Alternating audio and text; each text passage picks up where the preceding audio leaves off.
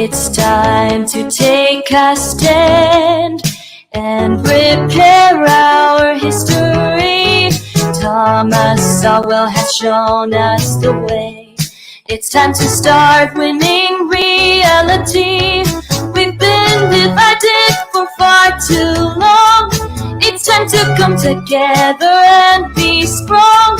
We can learn from our mistakes and make a brighter future for everyone. We have the power to make a change. All it takes is courage and faith. So let's stand up for what's right and make history together.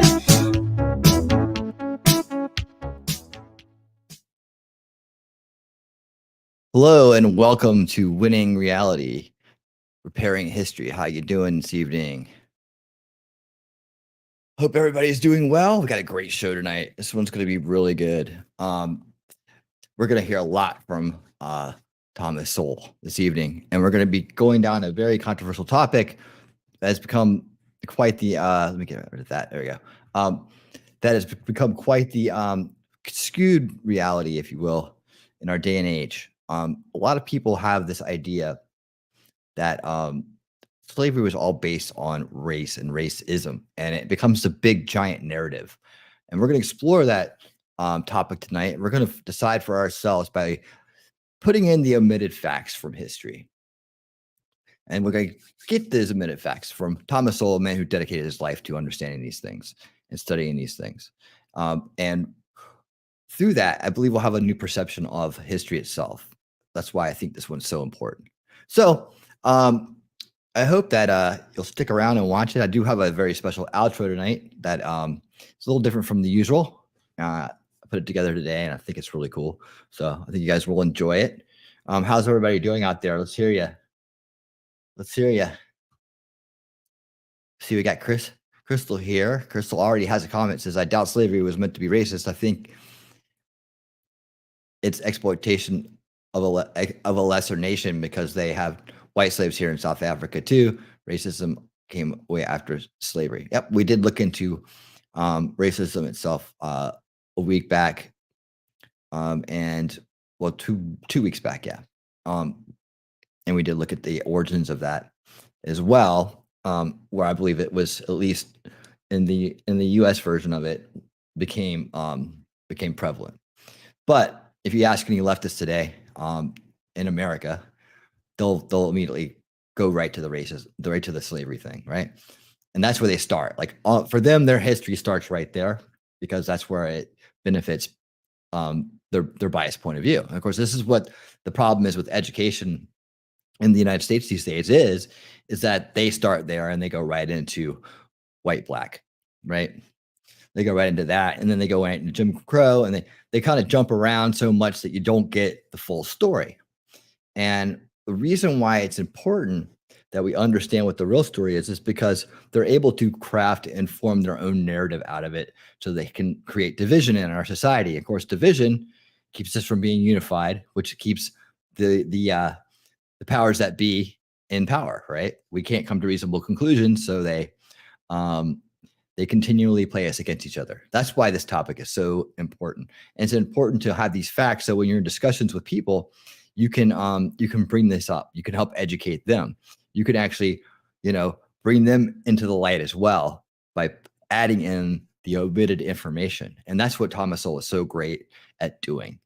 He helps us do that. He's probably one of the most important intellectuals of our time, one of the smartest people of our time, and we're just lucky to be learning his wisdom here on the show.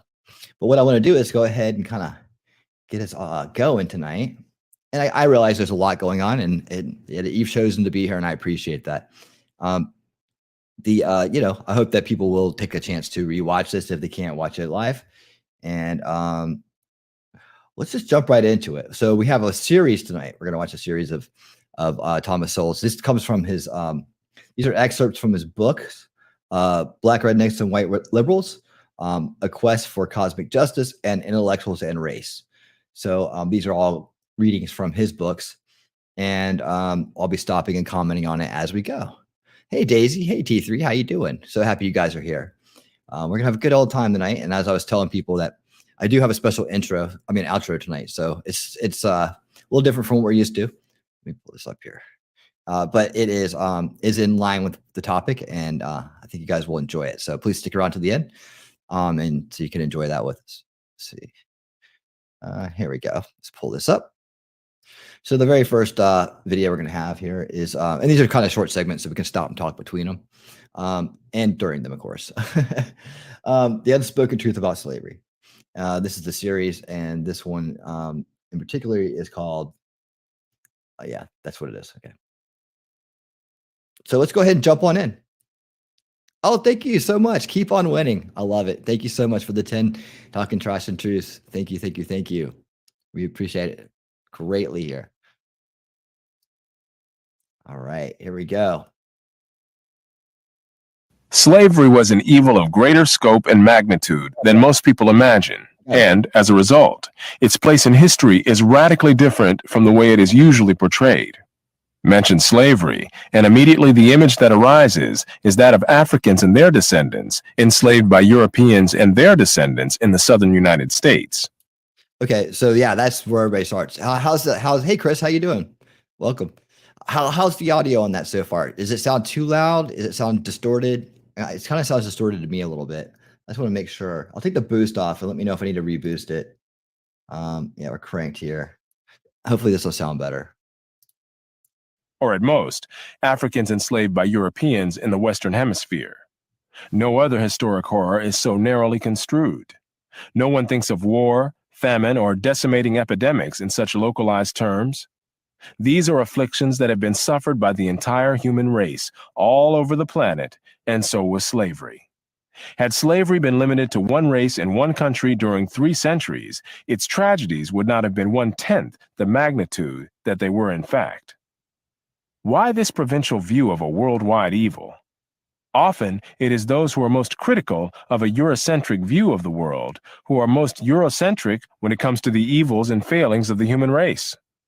Why would anyone wish to arbitrarily understate an evil that plagued mankind for thousands of years, unless it was not this evil itself that was the real concern, but rather the present-day uses of that historic evil? There you go. That's kind of what the intro we were talking about right there, is that they're able to craft the narrative around this very narrow view of slavery, and then they're able to use it to divide us. So that, again, this is the importance of Thomas Sowell and what he has to say.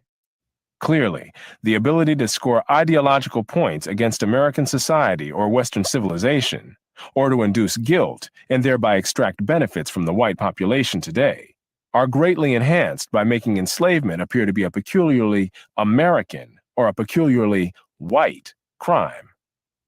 This explanation is also consistent with the otherwise inexplicable contrast between the fiery rhetoric about past slavery in the United States, used by those who pass over in utter silence the traumas of slavery that still exist in Mauritania, the Sudan, and parts of Nigeria and Benin.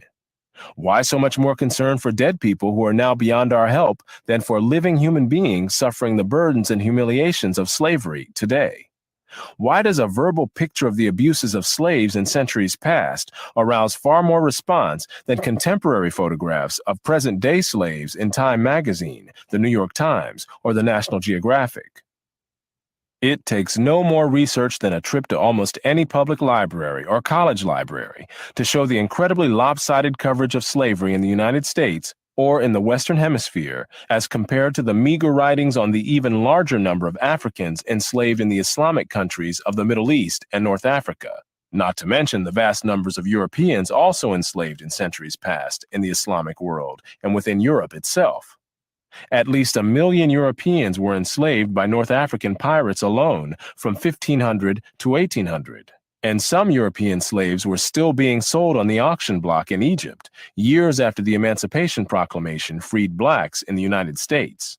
Indeed, an Anglo-Egyptian treaty of August 4, 1877, prohibited the continued sale of white slaves after August 3, 1885, as well.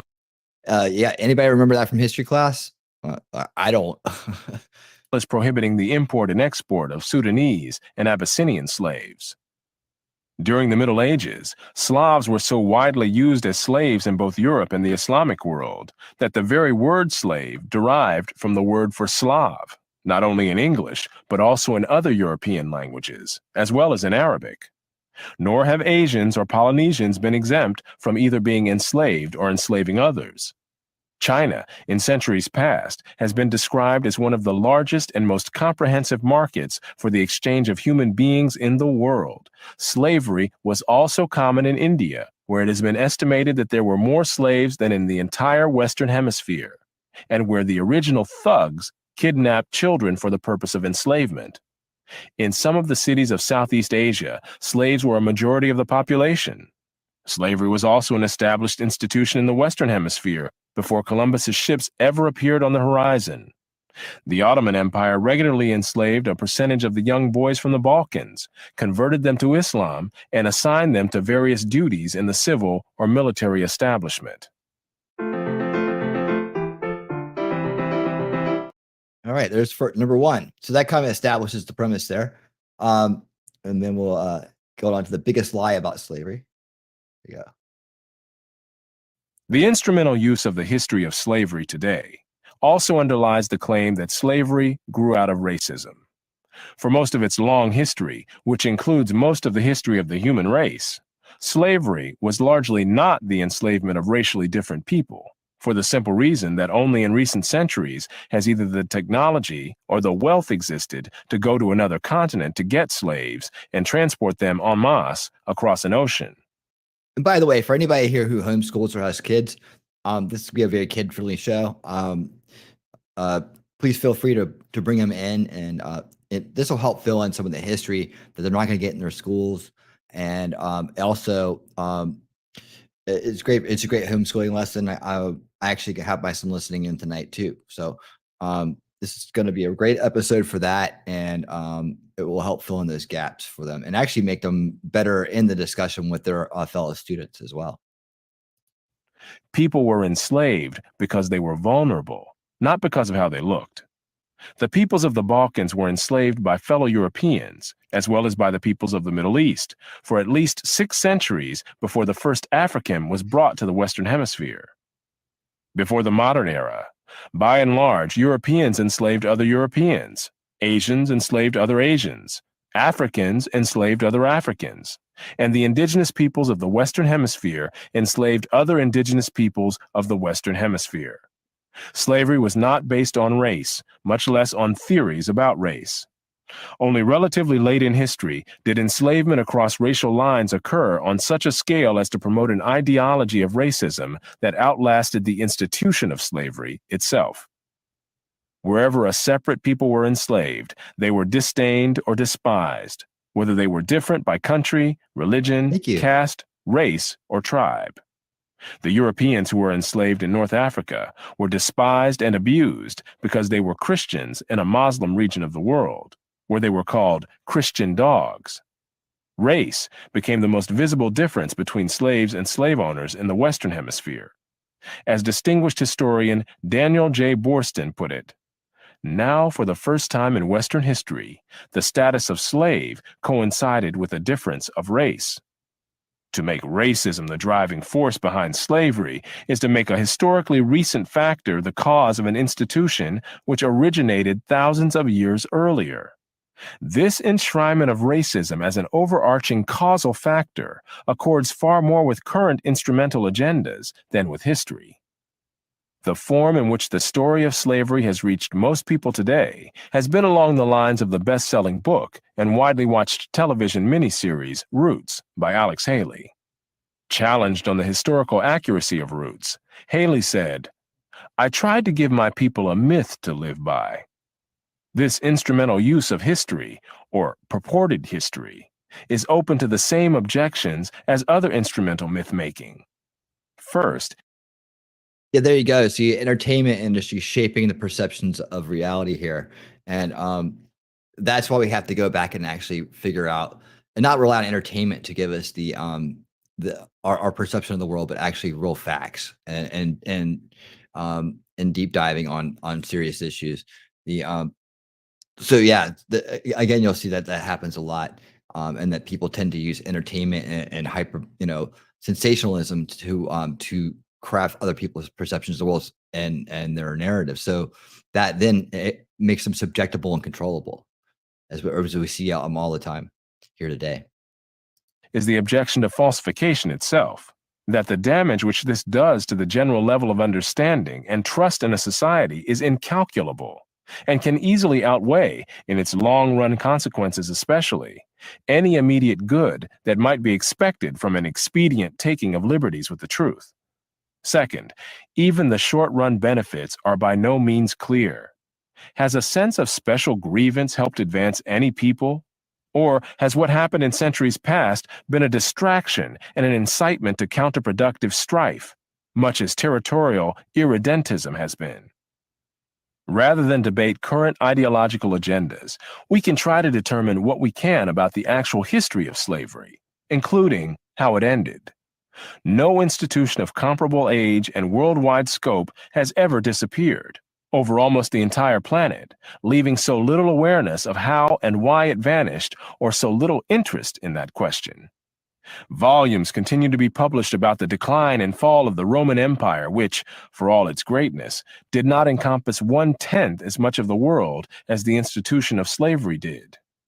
Archaeologists continue to excavate the ruins of ancient civilizations in Central America and the Middle East, while military historians pour through archives and examine ancient weapons to try to piece together the history of warfare.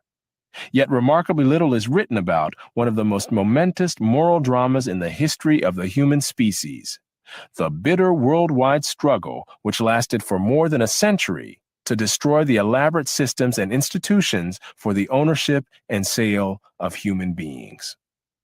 While there is a sizable literature on the American Civil War, for all its staggering carnage and historic legacy within the United States, in an international perspective, it is only a small and highly atypical part of the story of the worldwide crusade against slavery. No other nation ended slavery in the same way as the United States did, and few ended it after so short a struggle, as history is measured. How and why did slavery end in most of the world? There were two major processes. Over the centuries, as more and more territories around the world consolidated into nation-states with their own armies and navies, raiding those territories to capture and enslave the people who lived within them became more hazardous in itself, and also risked military retaliation against the countries from which the raiders came. Thus, more and more peoples became off-limits to slave raiders over time. Put differently, the areas which remained subject to slave raiding over the centuries were primarily those where the people lived in smaller or weaker societies. Such societies continued to exist where it was difficult, for geographic or other reasons, to consolidate large areas under one government. This was true of the Balkans, the backwaters of Asia, and much of sub-Saharan Africa. By the early modern era, sub-Saharan Africa, with its numerous and severe geographic handicaps, was one of the last remaining areas from which vast numbers of people could be enslaved. Far from being targeted by Europeans for racial reasons, as some have claimed, Africa was resorted to as a source of large supplies of slaves only after centuries of Europeans enslaving other Europeans had been brought to an end by the consolidation of nations and empires on the European continent, by internal shifts from slavery to serfdom in much of Europe, and by the Catholic Church's pressures against enslaving fellow Christians, which was by no means the same as the Church's saying that slavery, as such, was wrong. Similar consolidations of political units in parts of Asia led to a decline of slavery in those realms. While Africa became the main source of new slaves in later centuries, existing slaves continued to include peoples of many races living in many places around the world. Ending the slavery of all these peoples was a very difficult process, and one requiring deliberate and sustained action for many generations. Ironically, the anti-slavery ideology behind this process began to develop in 18th century Britain, at a time when the British Empire led the world in slave trading, and when the economy of most of its overseas colonies in the Western Hemisphere depended on slaves. Here again, the baffling present-day disregard of an international saga of strife full of individual dramas as well as historic consequences, seems explicable only in terms of today's ideological agendas. While slavery was common to all civilizations, as well as to peoples considered uncivilized, only one civilization developed a moral revulsion against it very late in its history: Western civilization. Today it seems so obvious that, as Abraham Lincoln said, if slavery is not wrong, nothing is wrong. But the hard fact is that for thousands of years, slavery was simply not an issue, even among the great religious thinkers or moral philosophers of civilizations around the world. We may wonder why it took 18 centuries after the Sermon on the Mount for Christians to develop an anti-slavery movement. But a more profound question is why not even the leading moralists in other civilizations rejected slavery at all. There is no evidence, according to a scholarly study, that slavery came under serious attack in any part of the world before the 18th century. That is when it first came under attack in Europe. Themselves the leading slave traders of the 18th century, Europeans nevertheless became, in the 19th century, the destroyers of slavery around the world, not just in European societies or European offshoot societies overseas, but in non-European societies as well, over the bitter opposition of Africans, Arabs, Asians, and others. Moreover, within Western civilization, the principal impetus for the abolition of slavery came first from very conservative religious activists, people who would today be called the religious right. Clearly, this story is not politically correct in today's terms. Hence, it is ignored, as if it never happened. All right, so that's right there. That just illustrates the point that I've been trying to make about this, is that for most of civilization, slavery was just property, right? It was the idea that people are property, and that was okay, right? But that's not okay, right? We know that we all have a right to life and a right to live and a right to be free and prosper and to have our chance in this world. But for a long time, that was free labor, and people saw it as a way to get ahead and to dominate others, I guess, in a sense. It just was looked at as property, like a mule or like a dog, or a living property, right? And so it didn't matter like what color you were, just matter what was your class, what was your status. And as we go along, we're going to realize that class and that kind of status is really what is underlying in our society.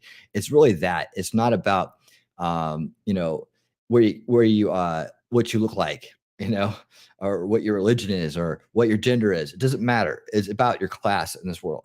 And there's an elitist class, and there's the rest of us, right?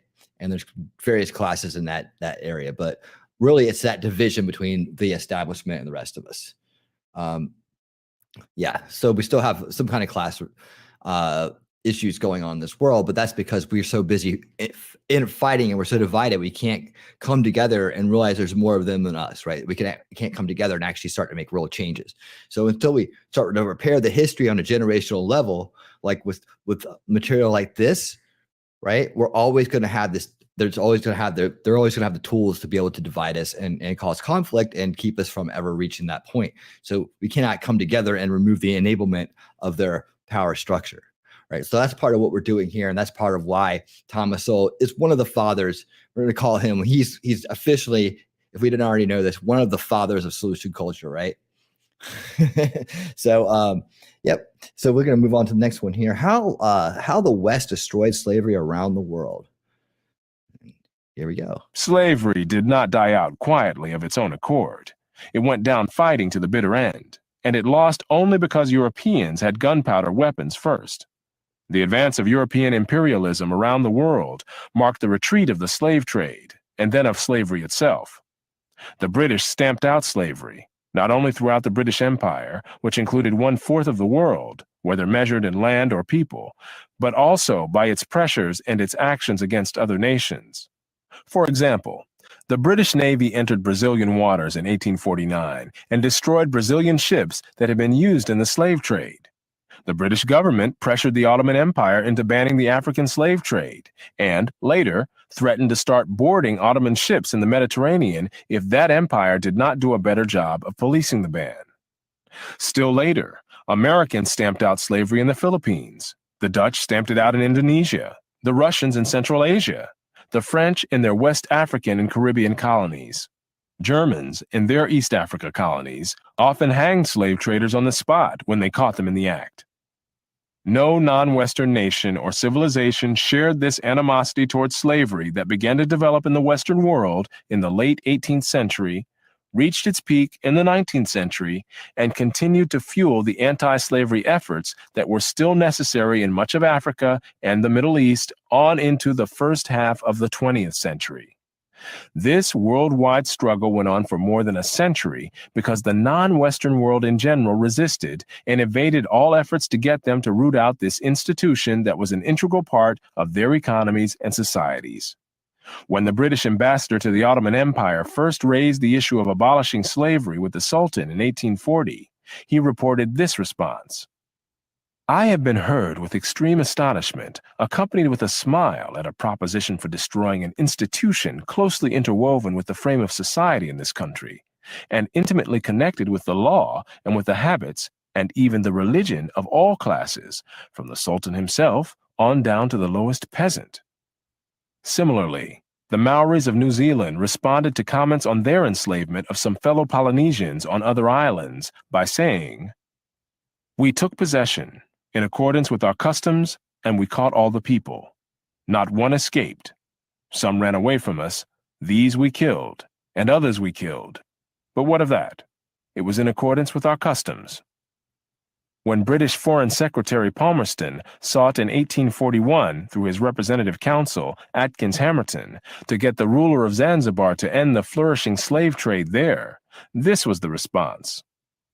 When Palmerston continued to press for an end to the slave trade, Said pleaded that if he acceded to British demands, his subjects would withdraw their loyalty from him and support another claimant to the throne. And was he not looked up to by all Arabs generally as the person who should protect and guarantee for them their dearest interests, the right to carry on the slave trade? He reminded Hamerton that Arabs were not like the English and other European people. Oh, hold on a second. What's this here? You think you're smarter than Thomas Sowell? God, I don't think so. Who were always reading and writing and were unable to understand the anti-slavery viewpoint. The British obsession with it was quite inexplicable to them. In short, what was so patently wrong about slavery, in the eyes of Western civilization of the past 2 centuries, was almost incomprehensible to many non-Westerners. Eventually, some westernized elites or intellectuals in non-Western societies also became embarrassed about slavery. But these societies developed no such fervent anti-slavery movements as those which propelled successive European and European offshoot societies to ban this practice for themselves and to stamp it out, among others. In the Western world, hostility to slavery was by no means confined to elites. When a British ship stopped at Zanzibar in the 19th century, it was considered dangerous to let British sailors go ashore, for fear that they would riot if they saw the slave market there. In the years leading up to the abolition of slavery in Brazil, soldiers and their officers no longer believed in the legitimacy of slavery, and so dragged their feet when assigned the task of recapturing runaway slaves. Soldiers continued to be sent to places where slaves were on the loose, but were not afraid to express their unwillingness to capture fugitives. The commander of an army unit sent to a community in Sao Paulo early in 1888 agreed to maintain order, but openly declined to capture slaves. In places runaways were loitering on the roads, refusing to work. Army units sent to control them did nothing. Not all Brazilian soldiers refused orders to control or recaptured escaped slaves, but there was enough opposition to this role that a formal request was made to the civil authorities by the military to relieve them of this distasteful duty. With public opinion increasingly hostile to the continuation of slavery, and many Brazilians keenly aware of and painfully embarrassed by the fact that their country was the last one in the Western world to still have slavery, the plantation owners were increasingly isolated, and some began freeing their slaves themselves in anticipation of official emancipation, and in some cases, in hopes of retaining these workers as employees. Thus, when the official date of emancipation arrived in Brazil, most slaves were already free, either having been freed by plantation owners or having simply left the plantations on their own, secure in the knowledge that the surrounding population was not likely to cooperate in their recapture and return. Still, when the official day of emancipation arrived, it was a cause of national celebration. The novelist Machado de Assis recalled that the celebrations following the passage of the Golden Law were the only instance of popular delirium that I can remember ever having seen. One Sao Paulo newspaper described the crowds that gathered to celebrate. To try to describe the splendor of that festival of joy, to tell everything that happened, falls beyond our abilities. Never has this capital seen such multitudinous and unanimous enthusiasm. Perhaps at no other period of history was the contrast between the Western and the non-Western world greater. Here was the scene when the Ottoman Empire announced the end of the slave trade. In 1855, when the Sultan's firman was read out in Mecca and Jeddah, it caused a revolution. Turkish officials, including the Qadi who read the firman, were murdered, the garrison shut, and Mecca was in a state of revolt until the Porte repealed the obnoxious order. And when the Governor-General of the Hejaz issued orders on 25 February 1860 forbidding the slave trade in all Turkish ports in the Red Sea, there was great excitement and fear of the recurrence of the 1855 violence. There was no Ottoman cruiser in the Red Sea capable of giving effect to this order, and Turkish officials were too frightened to enforce it. Although the slave trade was formally abolished in the Ottoman Empire, under pressure from the British government, slavery itself continued. As of 1891, the imperial palace purchased 11 slave girls for its harem, as others in the Ottoman Empire purchased women as concubines, typically white women from a region near the Caucasus and the Black Sea, known as Circassia, even though every nation in the Western world had by then outlawed slavery. Not only the Turks accepted such slavery, so did the Circassians. Mothers often groomed their daughters for this role and sold them into what was considered to be a desirable situation, at least by comparison with what was available in Circassia. British Foreign Secretary Palmerston said, "The only complaint we have ever heard from the Circassians has been against our attempts to stop the traffic." Contrary to the myths to live by, created by Alex Haley and others, Africans were by no means the innocents portrayed in Roots, baffled as to why white men were coming in and taking their people away in chains. On the contrary, the region of West Africa from which Kunta Kinte supposedly came was one of the great slave trading regions of the continent, before, during, and after the white man arrived. It was Africans who enslaved their fellow Africans, selling some of these slaves to Europeans or to Arabs and keeping others for themselves. Even at the peak of the Atlantic slave trade, Africans retained more slaves for themselves than they sent to the Western Hemisphere. This pattern was not confined to West Africa, from which most slaves were sent to the Western Hemisphere. In East Africa, the Maasai were feared slave raiders, and other African tribes, either alone or in conjunction with Arabs, enslaved their more vulnerable neighbors. As late as 1891, it was reported that Manyuema slavers had demoralized surrounding tribes, destroying crops, and famine reigned everywhere. Even in the early 20th century, Abyssinians were still raiding other Africans and carrying off slaves. It was 1922 before the British had gained sufficient control in Tanganyika to stamp out slavery there. Arabs were the leading slave raiders in East Africa, ranging over an area larger than all of Europe. The total number of slaves exported from East Africa during the 19th century has been estimated to be at least 2 million. Despite the impression created by Roots, during the era of the massive slave trade from West Africa, a white man was more likely to catch malaria in Africa than to catch slaves himself. The average life expectancy of a white man in the interior of sub-Saharan Africa at that time was less than 1 year. By and large, men from Europe or the Western Hemisphere came to the coasts of Africa, bought their slaves, and left as soon as possible. Even so, the death rates among the white crews of the ships carrying slaves to the Western Hemisphere were as high as the death rates among the slaves themselves. It was only much later, after quinine and other medical measures enabled Europeans to survive where there were tropical diseases, was it possible for them to invade Africa in force and establish empires there. But by then, the Atlantic slave trade had already been ended. During the era of that trade, Africa was largely ruled by Africans, who established the conditions under which slave sales took place. The crew of a slave ship was in no position to defy African rulers and their armies by going out across the land and capturing people willy-nilly. The stronger African peoples captured and enslaved the weaker peoples. The same pattern found over the centuries in Europe, Asia, the Western Hemisphere, and Polynesia. In Nyasaland, the Ngoni and Yao swaggered over and terrorized other tribes.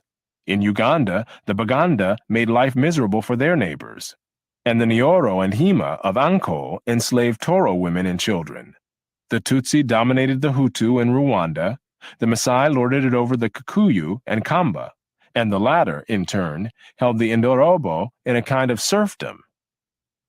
It was precisely the fact that Europeans, except for the Portuguese, seldom participated in the raids that captured and enslaved Africans that enabled most people in Europe and the Americas to remain oblivious to the traumatic experience that this was, with some Africans committing suicide to avoid capture and wives being whipped as they tried to cling to their husbands or children.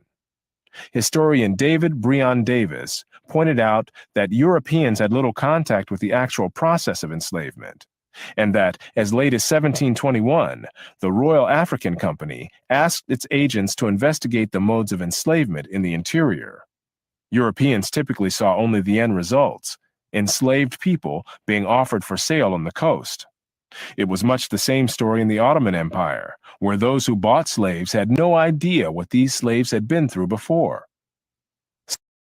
Doesn't that make sense though? Like when you think about it, it's like, you're going to a different country where you're not the power and you're picking up these slaves, right? You just would stop by wherever they're shopped at and load them on, right? You don't necessarily always know the history of something when you buy it, right? Or where it's been, what it's been through before it got there, and so on. And so a lot of this kind of history too is just kind of like, unknown, right? For the people who are actually picking up these slaves. And it just goes to show you that, the trade itself and a lot of the history we have the idea of.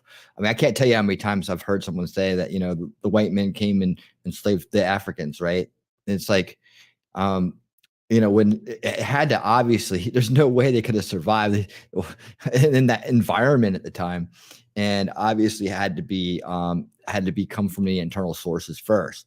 So it's very interesting that people have this very benign view of slavery, and it just kind of starts at the Civil War with white enslaving black, and when it really goes back to everyone has been a slave and everyone's been part of the slave trade, and we have to realize that it was a bigger thing than just race. Slavery was destroyed within the United States at staggering costs in blood and treasure, but the struggle was over within a few ghastly years of warfare. Nevertheless, the Civil War was the bloodiest war ever fought in the Western Hemisphere, and more Americans were killed in that war than in any other war in the country's history. But this was a highly atypical, indeed unique, way to end slavery. In most of the rest of the world, unremitting efforts to destroy the institution of slavery went on for more than a century, on 1,000 shifting fronts, and in the face of determined and ingenious efforts to continue the trade in human beings. Within the British Empire, the abolition of slavery was accompanied by the payment of compensation to slave owners for what was legally the confiscation of their property. This cost the British government £20 million, a huge sum in the 19th century, about 5% of the nation's annual output. A similar plan to have the federal government of the United States buy up the slaves and then set them free was proposed in Congress, but was never implemented. The costs of emancipating the millions of slaves in the United States would have been more than half the annual national output, but still less than the economic costs of the Civil War, quite aside from the cost in blood and lives and a legacy of lasting bitterness in the South, growing out of its defeat and the Hey, Mandar, how widespread you doing? destruction it suffered during that conflict. While the British could simply abolish slavery in their Western Hemisphere colonies, they faced a more daunting and longer-lasting task of patrolling the Atlantic off the coast of Africa in order to prevent slave ships of various nationalities from continuing to supply slaves illegally. Even during the Napoleonic Wars, Britain continued to keep some of its warships on patrol off West Africa. Moreover, such patrols likewise tried to interdict the shipments of slaves from East Africa through the Indian Ocean, the Red Sea, and the Persian Gulf. Brazil capitulated to British demands that it end its slave trade after being publicly humiliated by British warships that seized and destroyed slave ships within Brazil's own waters. In 1873, 2 British cruisers appeared off the coast of Zanzibar and threatened to blockade the island unless the slave market there shut down. It was shut down. It would be hard to think of any other crusade pursued so relentlessly for so long by any nation at such mounting costs without any economic or other tangible benefit to itself.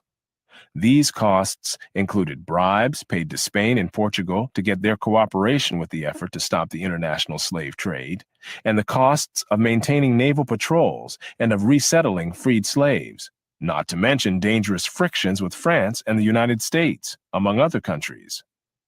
Captains of British warships who detained vessels suspected of carrying slaves were legally liable if those vessels turned out to have no slaves on board. Important information. The human costs were also large. The heavy drain, physical and mental, in keeping squadrons on the East African coast was reflected in the loss of 282 officers and men in the 10 years 1875 to 1885.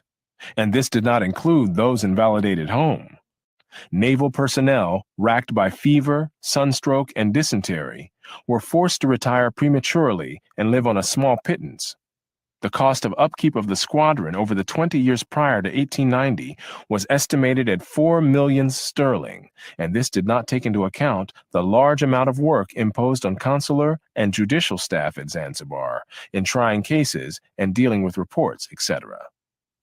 Even so, the results were slow in coming.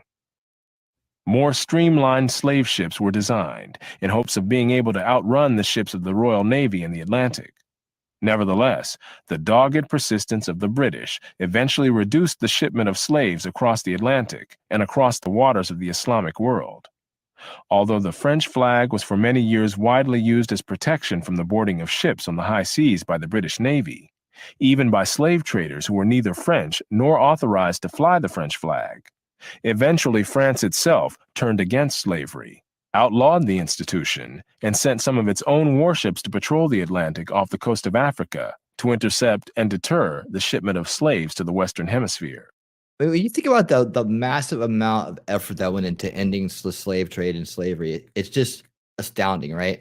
And that's just information that maybe some of us know about this. Maybe we know a little bit about it. I'll throw a poll in the chat just to kind of take the temperature here. But that when you think about the enormous amounts of energy and lives and money and everything that went into ending this, it lets you know how good humans really are, right? And how far we'll go to do what's right when we have the right kind of leadership, when we have the right kind of ideas behind us, right?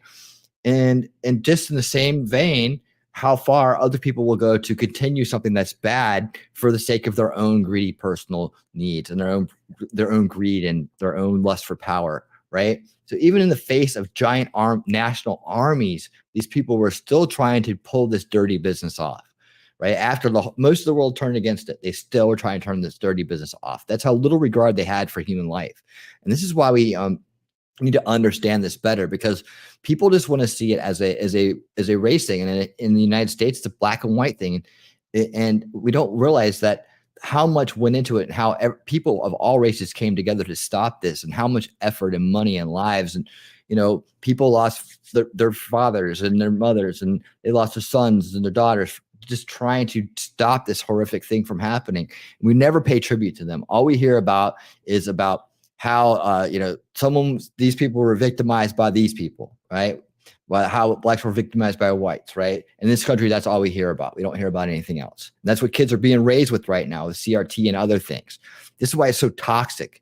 And this is what warps people. And what it is it's identity crushing, right? It's destroying identity, and it's victim making, right? It's making people victims for lives, or it's guilt making. It's just putting this guilt on people for life and making them not like who they are because of these myths, these stories they tell.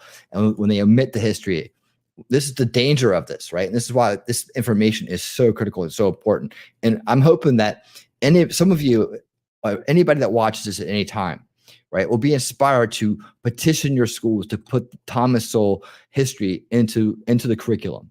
In fact, I'm going to put my money where my mouth is. I'm going to go to my son's school. I'm going to send him this list that I have here, and I'm going to say, this is what you guys need to be teaching. Are you teaching this? And just put them on the spot about it. Say, look, watch it and let me know if this is part of your curriculum and why it isn't and why shouldn't it be, right? Do you agree with me on this? Just have a conversation about it, but actually just take the effort to go do it. If I can get this implemented into his school, no telling how many children will get to see this and learn this the right way, right? So I'll put my money in my mouth this, and I'm going to go do it. And I'll let you guys know how it's going to be done. But I fully plan on doing this, and I hope to see it in his curriculum as early as next year. So let's all do this together. That's what solution culture is about. Now you can go do it too. If you're homeschooling, grab this list, grab this video right here, and play it for your kids and ask them questions about it. Watch it with them, talk about it, learn about it. That's what it's all about. This is how we repair history. We put the real history back in place. And, the other thought I had too is about reparations and how they call for reparations in this country.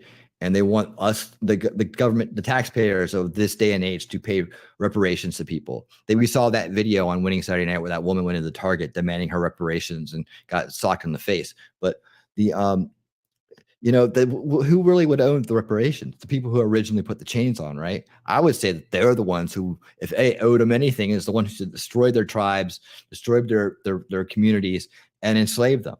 Right? Not the ones who actually bought them and were just doing what everybody was doing in the day and age. Evidently, other governments had a ways of ending slavery just by buying them out. That's not a bad idea. Buying them out would have been a good idea.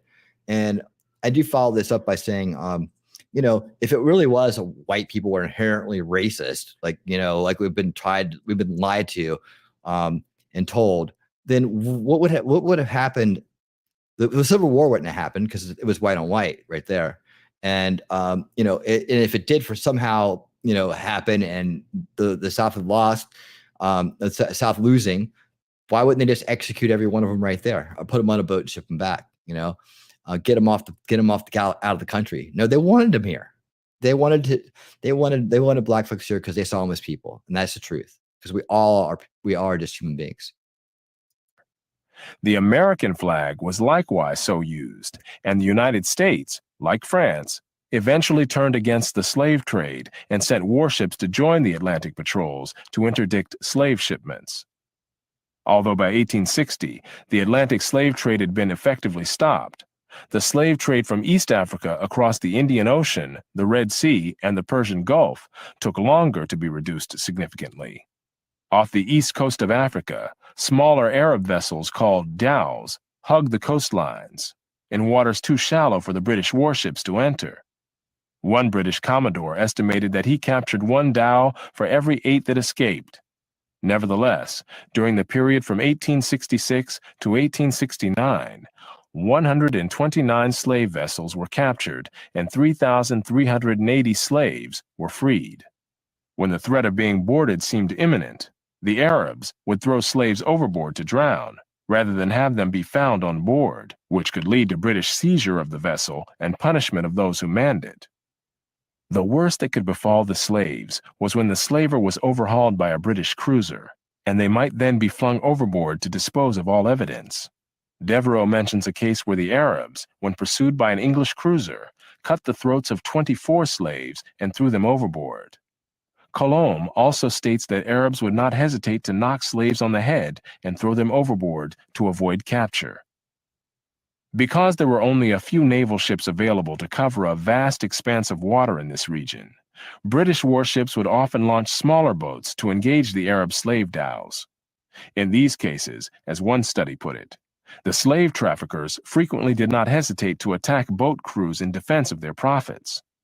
Battles between the Arabs' vessels and the smaller British craft were especially likely when the larger ships that launched them were too far away to reach the scene in time to join the battle. In other cases, the Arabs fled even from the smaller British vessels. An episode in 1866 was typical. On 26 April 1866, the Penguin set out after a dhow and fired several shots in an effort to make the crew come to. When the dhow failed to lower its sail, Gartorth felt certain that she was a slaver and ceased firing for the sake of the slaves on board. However, he managed to close with the dhow, which then made for the rocks through a heavy surf. By the time the ship's boats could be lowered to follow, the Arab crew had fled, but the pounding surf made any attempt by the slavers to salvage the human cargo too dangerous. To their horror, the boat crew found that they too could not reach the dhow, which was rapidly filling with water, drowning the slaves. The boat officer decided that he could not risk coming in close to the dhow, but several of the crewmen of the cutter recklessly dived in and swam through the surf to the dhow. In a remarkable display of courage, the sailors managed to bring 28 of the slaves back to the boat. But the dhow appeared to have had more than 200 slaves on board, and most died in the pounding waves. In another episode, the Arabs' ruthlessness toward the slaves was further revealed. When the Daphne's cutter captured a dhow with 156 slaves on board, many were found to be in the final stages of starvation and dysentery. One woman was brought out of the dhow with a month-old infant in her arms. The baby's forehead was crushed, and when she was asked how the injury had happened, she explained to the ship's interpreter that as the boat came alongside, the baby began to cry. One of the dhowmen, fearing that the sailors would hear the cries, picked up a stone and crushed the child's head. This was not a unique act. British missionary and explorer David Livingstone related a similar incident on land. One woman, who was unable to carry both her load and young child, had the child taken from her and saw its brains dashed out on a stone. Dr. Livingstone also reported having nightmares for weeks after encountering Arab slave traders and their victims.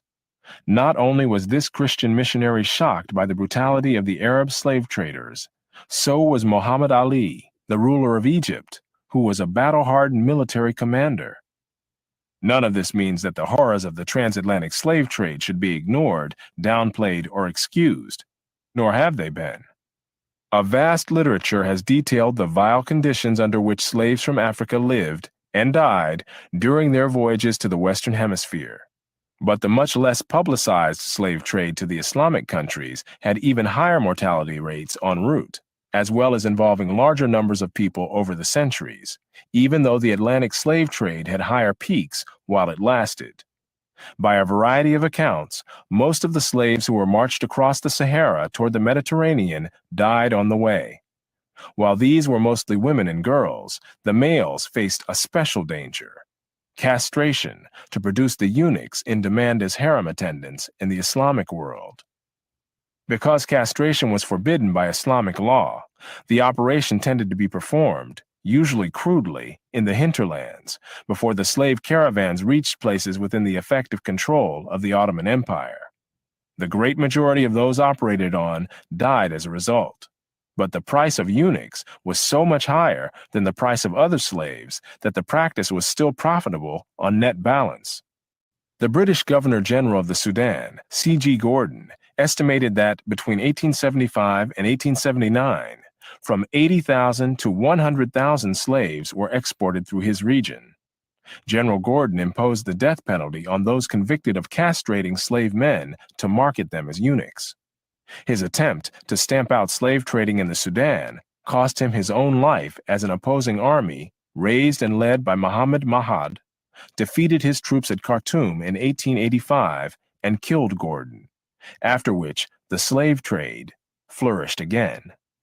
British control in the region was firmly re-established in 1898 by the crushing victory of troops led by Lord Kitchener at Omdurman, and including a young officer named Winston Churchill. On the issue of slavery, it was essentially Western civilization against the world. At the time, Western civilization had the power to prevail against all other civilizations. That is how and why slavery was destroyed as an institution in almost the whole world. But it did not happen all at once or even within a few decades. When the British finally stamped out slavery in Tanganyika in 1922, it was more than half a century after the Emancipation Proclamation in the United States, and vestiges of slavery still survived in parts of Africa into the 21st century. The unique position of the Western world in the history, and especially the destruction of slavery, need not imply that there was unanimity within the West on this institution. In addition to whites who defended the enslavement of Africans on racial grounds, or who opposed general emancipation on social grounds, there were many whites, and even blacks, who defended slavery as a matter of self-interest as slave owners.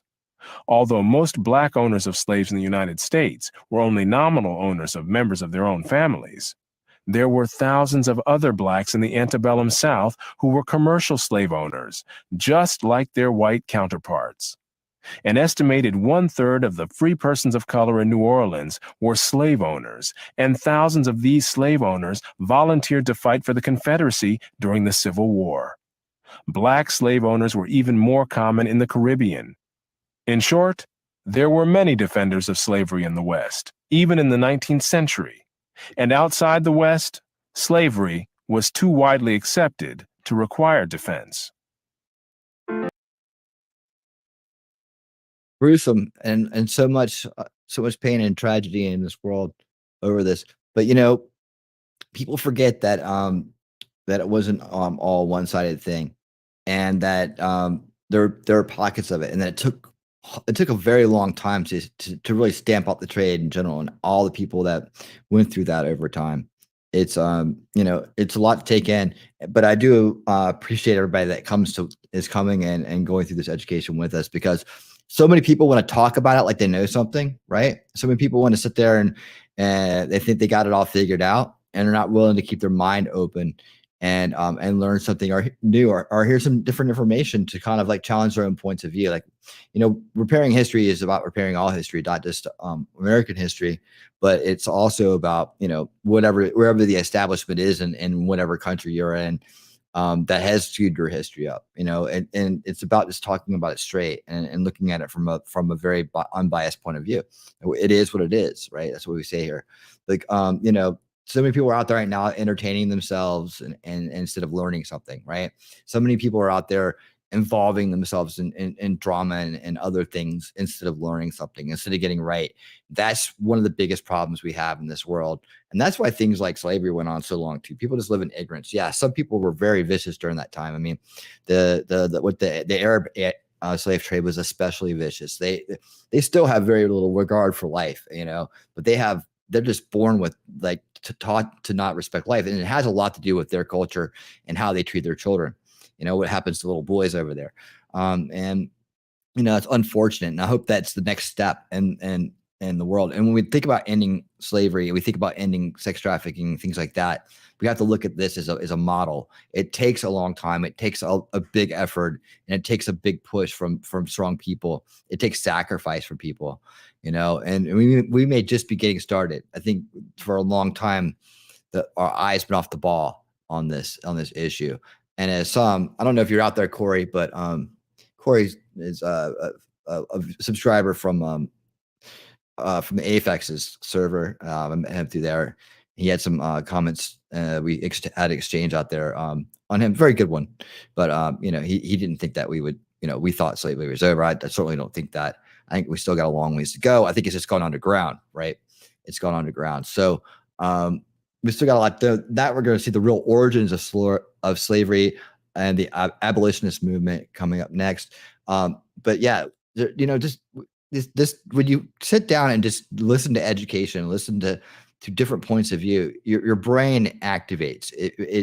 You become smarter for doing it, and you can learn something. We always just want to keep an open mind, and and always be seeking the truth, man. Because just like Thomas Sowell, we'd rather know the truth than be right about things, right? So many people think they're so damn right about it that I know there's one lady over in the UK, a very troubled woman, and she wouldn't even bother to watch past like the first couple of minutes of the first episode of the series, and because she had some kind of big issue with Thomas Sowell, and she closed her little mind off, and she drowned it out and numbed it out, and she just tuned out and would never even take a look at it again. All she would do is sit around smoking and bitching about it. I mean, that's the epitome of a closed mind.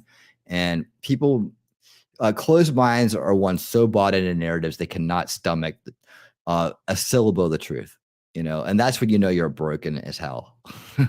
So congratulations and thank you everybody for being here. If you're still sticking with me, if you're on the rewatch, man, thank you for being here. This is important information that can really help the world out in a major way. That's my feelings on it. I hope you feel the same way. So let's get to our next episode here. That is the real origins of slavery, the slavery abolitionist movement.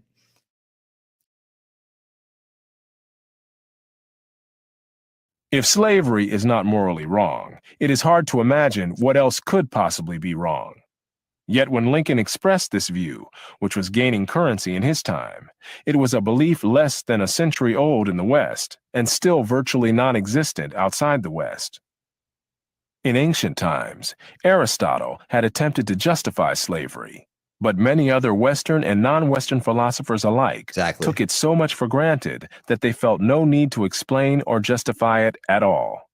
Some Muslims regarded attempts to abolish slavery as impious, since the Quran itself accepted slavery as an institution, while trying to ameliorate the lot of the slave. Only in the American South did a large apologetic literature develop, seeking to justify slavery, because only there was slavery under such large-scale and sustained attacks on moral grounds as to require a response. While slavery was referred to in antebellum America as a peculiar institution, in an international perspective and in the long view of history, it was not this institution that was peculiar, but the principles of American freedom, with which slavery was in such obvious and irreconcilable conflict. If all men were created equal, as the Declaration of Independence proclaimed, then the only way to justify slavery was by depicting those enslaved as not fully men. A particularly virulent form of racism thus arose from a particularly desperate need to defend slavery against telling attacks that invoked the fundamental principles of the American Republic. Nowhere else in the world was slavery in such dire straits ideologically, and nowhere else did racism reach such heights, or depths, in defense of the institution. As a noted study of Brazil observed, the defenders of slavery on clearly racist grounds were as rare among public supporters of slavery in Brazil as they were common in the United States. Brazil was not a democracy, and so had no such ideological contradictions to overcome. In short, racism was neither necessary nor sufficient for slavery, whose origins antedated racism by centuries. Racism was a result, not a cause, of slavery, and not all societies that enslaved people of another race became pervaded with racism to the extent that the American South did. The stark contrast between the slave and the free, which made slavery a moral issue in the Western world in modern times, was simply not there for most societies, and for most of history in most of the world. In hierarchical societies, where people were born into their stations in life, ranging through many gradations from royalty to bondage, slavery was simply the bottom rung on a ladder based on the accident of birth, one notch below the serf, who was bought and sold with the land, instead of individually. This is not to say that being a slave was a matter of indifference. A horror of becoming a slave has been widespread around the world, but that's interesting. I should put the poll up, but I'm wondering how many people knew that serfs actually, that was the difference, right? That they were actually sold with the land, right? Instead of sold as individuals. That's an interesting take on it. I remember learning about serfs and slave serfs and the hierarchy back in world history long time ago, but not that part. I didn't realize that they were sold with the land. So that's a new thing for me right there. And it's very interesting. This is wholly different from a reluctance to enslave others. Christians, Muslims, and Jews all forbade the enslavement of their own respective fellow religionists. though they did not always honor even this ban, but all considered it permissible to enslave others. Clergy themselves had slaves, and both Christian monasteries in Europe and Buddhist monasteries in Asia owned slaves. Even Sir Thomas More's fictional ideal society, Utopia, had slavery. It was not until the late 18th century that there was even an intellectual movement, much less a political movement, for the abolition of slavery, and those in these movements were distinctly in the minority, even in the West, and had no counterparts outside the West. What was historically unusual was the emergence in the late 18th century of a strong moral sense that slavery was so wrong that Christians could not in good conscience enslave anyone or countenance the continuation of this institution among themselves or others. Nor was this view confined to religious leaders or congregations. Adam Smith in Britain and Montesquieu in France were among the secular intellectuals who wrote against slavery in the 18th century. Slavery was one of a number of long-standing institutions and traditions which were being questioned in the 18th century in the West. Before then, both secular and religious philosophers going back to Plato had seen the mundane physical world as being far less important than the ideal or spiritual world, so that being right and free in one's mind was more important than one's fate in the physical world. Dissipating one's energies trying to reform the practices of a sinful world was considered less important than bringing one's own soul into line with spiritual imperatives. To the religious, the world of the here and now was a transient thing, a prelude and a testing ground for the world that really mattered, the world of eternity. However, as a humanistic philosophy began to affect both secular and religious thought, what happened in the mundane physical world began to assume greater importance than it had before in the eyes of intellectuals, philosophers, and religious leaders.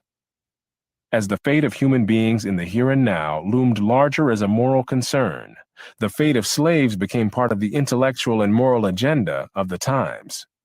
Over the centuries, established religious institutions in the West, notably the Catholic Church, but later including also established Protestant denominations, had made their peace with the institution of slavery as a fact of life, and produced traditional rationales to reconcile it with the message of Christianity. Now these institutions, traditions, and rationales came under fire from within, as well as outside, the religious community across a broad front, of which slavery was just one battleground. Religious minorities, such as the Quakers or the evangelicals within the Anglican Church, could not simply rely on religious tradition and authority because their very existence was based on a questioning of, and in some cases a break with, those traditions and authorities. These insurgents had to think independently about slavery, as about other things, and derive their own conclusions, as most people do not have to think through things which have been accepted facts of life for centuries. The rising class of secular intellectuals in the West could even less rely on the authority of established religious institutions. This did not mean that either secular or religious insurgents were automatically anti-slavery. What it meant was that they both had to evolve some intellectually and morally defensible position because they could not simply base themselves on existing beliefs or practices. Different individuals resolve the issues differently. You can see it if you want to. But out of this process came some who began to see slavery as an intolerable evil. Quakers were the first religious group to find slavery morally intolerable, a threat to their own eternal salvation, rather than simply a temporal misfortune of others. Yet even the Quakers did not arrive at this conclusion all at once. In the 17th and early 18th centuries, there were Quaker plantation owners in the West Indies and Quaker slave traders operating from London, Philadelphia, and Newport, Rhode Island. As late as 1705, most of the leaders of the Philadelphia Quakers owned slaves. However, as anti-slavery sentiment grew among the Quakers, slave ownership among these leaders declined to 10% by 1756. Then, just 2 years later, the Philadelphia Quakers banned the ownership of slaves by its members. In England as well, Quakers were the first to require members of their congregations to cease being slave owners. Evangelicals in the Anglican Church, notably William Wilberforce in Parliament, joined the Quakers, and took the issue to the general public with a decades-long political struggle to get the British government to ban the trading of slaves. Only optimists thought this possible at the time, and even the leaders of the anti-slavery movement did not at first attempt the direct abolition of the institution of slavery itself, hoping instead that stopping the buying and selling of human beings would dry up the source and cause slavery as an institution to wither on the vine. At this juncture in history, Britain was the world's largest slave trader, and the powerful vested interests which this created were able to roundly defeat early attempts to get Parliament to ban the trade. In the long run, however, such powerful opposition to the proposed ban, combined with equal tenacity on the other side, simply dragged out the political struggle for decades, making ever wider circles of people aware of the issue. Something that had never been a public issue before now became a subject of inescapable and heated controversy for years on end. Slavery could no longer be accepted as simply one of those facts of life that most people do not bother to think about. The long, drawn-out political controversy meant that more and more people had to think about it, and many who began to think about slavery turned against it. Eventually, such strong feelings were aroused among the British public that anti-slavery petitions with unprecedented numbers of signatures poured into Parliament from around the country, from people in all walks of life, until the mounting political pressures forced not only a banning of the international slave trade in 1808, but eventually swept the anti-slavery forces on beyond their original goals toward the direct abolition of the institution of slavery itself. Nor was this a transient phenomenon. For more than a century, these political forces were so unremitting that no British government of any party could ignore them, and even British politicians and colonial officials with no personal sense of a need to ban slavery were nevertheless forced further in that direction by political pressures. Not only were Britons forbidden to trade or hold slaves, the British Navy intercepted slave ships from other nations on the high seas, set the slaves free, and confiscated the ships. Only Britain's overwhelming power made this possible, and even then not against a powerful nation like France, but only extraordinary political pressures at home made it necessary. Moreover, this was a moral crusade continually fanned by reports from British missionaries in Africa and elsewhere, as well as by anti-slavery sentiments from other sources. Queen Victoria told Harriet Beecher Stowe that she had wept when she read Uncle Tom's Cabin. Yet one of the signs of our own times is that intellectuals have made desperate but futile efforts to depict the worldwide British anti-slavery crusade as somehow motivated by economic self-interest, rather than by the kinds of moral imperatives activating the kinds of people that today's intellectuals find hard to understand. At the time, however, John Stuart Mill said that the British, for the last half-century, have spent annual sums equal to the revenue of a small kingdom in blockading the Africa coast, for a cause in which we not only had no interest, but which was contrary to our own pecuniary interest. While Britain spearheaded the anti-slavery movement in the world, the 19th century saw anti-slavery feelings spread until they became common throughout Western civilization, and only in Western civilization.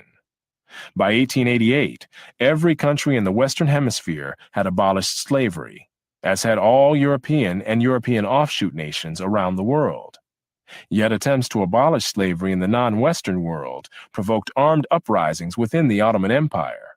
And elsewhere, peoples unable to directly mount challenges on the battlefield nevertheless engaged in massive evasions and concealments of their continued trade in human beings. After the open slave market in Istanbul was shut down, slaves continued to be smuggled in, often at night and in small groups, from the Caucasus and from around the Black Sea, among other places. Suppressing the slave trade across the Persian Gulf and the Red Sea was much harder and took much longer than suppressing the Atlantic slave trade. While slaves were transported across the Atlantic in large ships packed with their human cargoes, slaves were carried in smaller and more numerous vessels, along with rice, fish, and other merchandise, from East Africa to the Islamic world. British naval patrols were overwhelmed by the task of sorting out which of the innumerable Arab vessels were carrying slaves at a given time and place, and these patrols were never able to intercept more than a fraction of the slaves being shipped out of East Africa to the Islamic world of the Middle East and North Africa.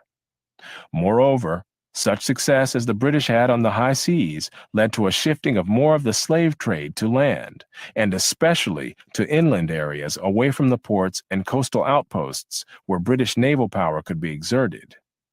With the passage of time, however, especially as other European powers began to adopt anti-slavery policies, not only for themselves, but for other nations that they conquered or influenced, the slave trade was forced to retreat further, though not to surrender. Moreover, the retreat of the slave trade did not mean the abolition of slavery itself. A number of European nations, as well as the United States, officially banned the international slave trade in the early 19th century, and treaties among them decades later provided various means of making the ban more effective. But while nations could deter other nations from slave trading, it was much more difficult to deter freelance pirates or freelance marauders on land from capturing and selling people wherever a vulnerable source of supply might exist. Thus, North African pirates raided the Mediterranean coast in the 16th and 17th centuries, while pirates in Asia raided islands in the Philippines and sold the people captured to buyers in Borneo, the Celebes, and other islands in the Pacific. The Spanish colonial authorities who controlled the Philippines organized resistance against these pirates, but it was not until the United States took over the Philippines in 1898 that slave raiding was stopped. In the French colony of Senegal, slavery itself was still thriving as late as 1904, though the slave trade had been reduced earlier. The Portuguese did not put an end to the slave trade in their colony in Guinea until just before the First World War. Where European colonial military forces were spread thin and relied on indirect rule through indigenous authorities, as in much of Africa, local European colonial officials often found it expedient to turn a blind eye to the continued existence of slavery and the slave trade among the indigenous peoples, who saw nothing wrong with it and depended on it for a livelihood. However, this simply provided more fuel for exposés by European missionaries and journalists, leading eventually to still more pressure from the home governments to stamp out slavery. As one British historian put it, public opinion would not tolerate even vestigial slave trading in an area controlled by Britain. This is what I'm talking about right here. We got two people from two different parts of the world with two different backgrounds educating each other about things. That's great. Always pick one night a week if you don't do it very often, just to educate yourself on some stuff. It's good for you. You never know who you might run into here on the wonderful world of YouTube and the internet. One sign of the difference between the history of slavery in Western and non-Western societies is the very different language used to describe the very different processes by which slavery was ended in these societies.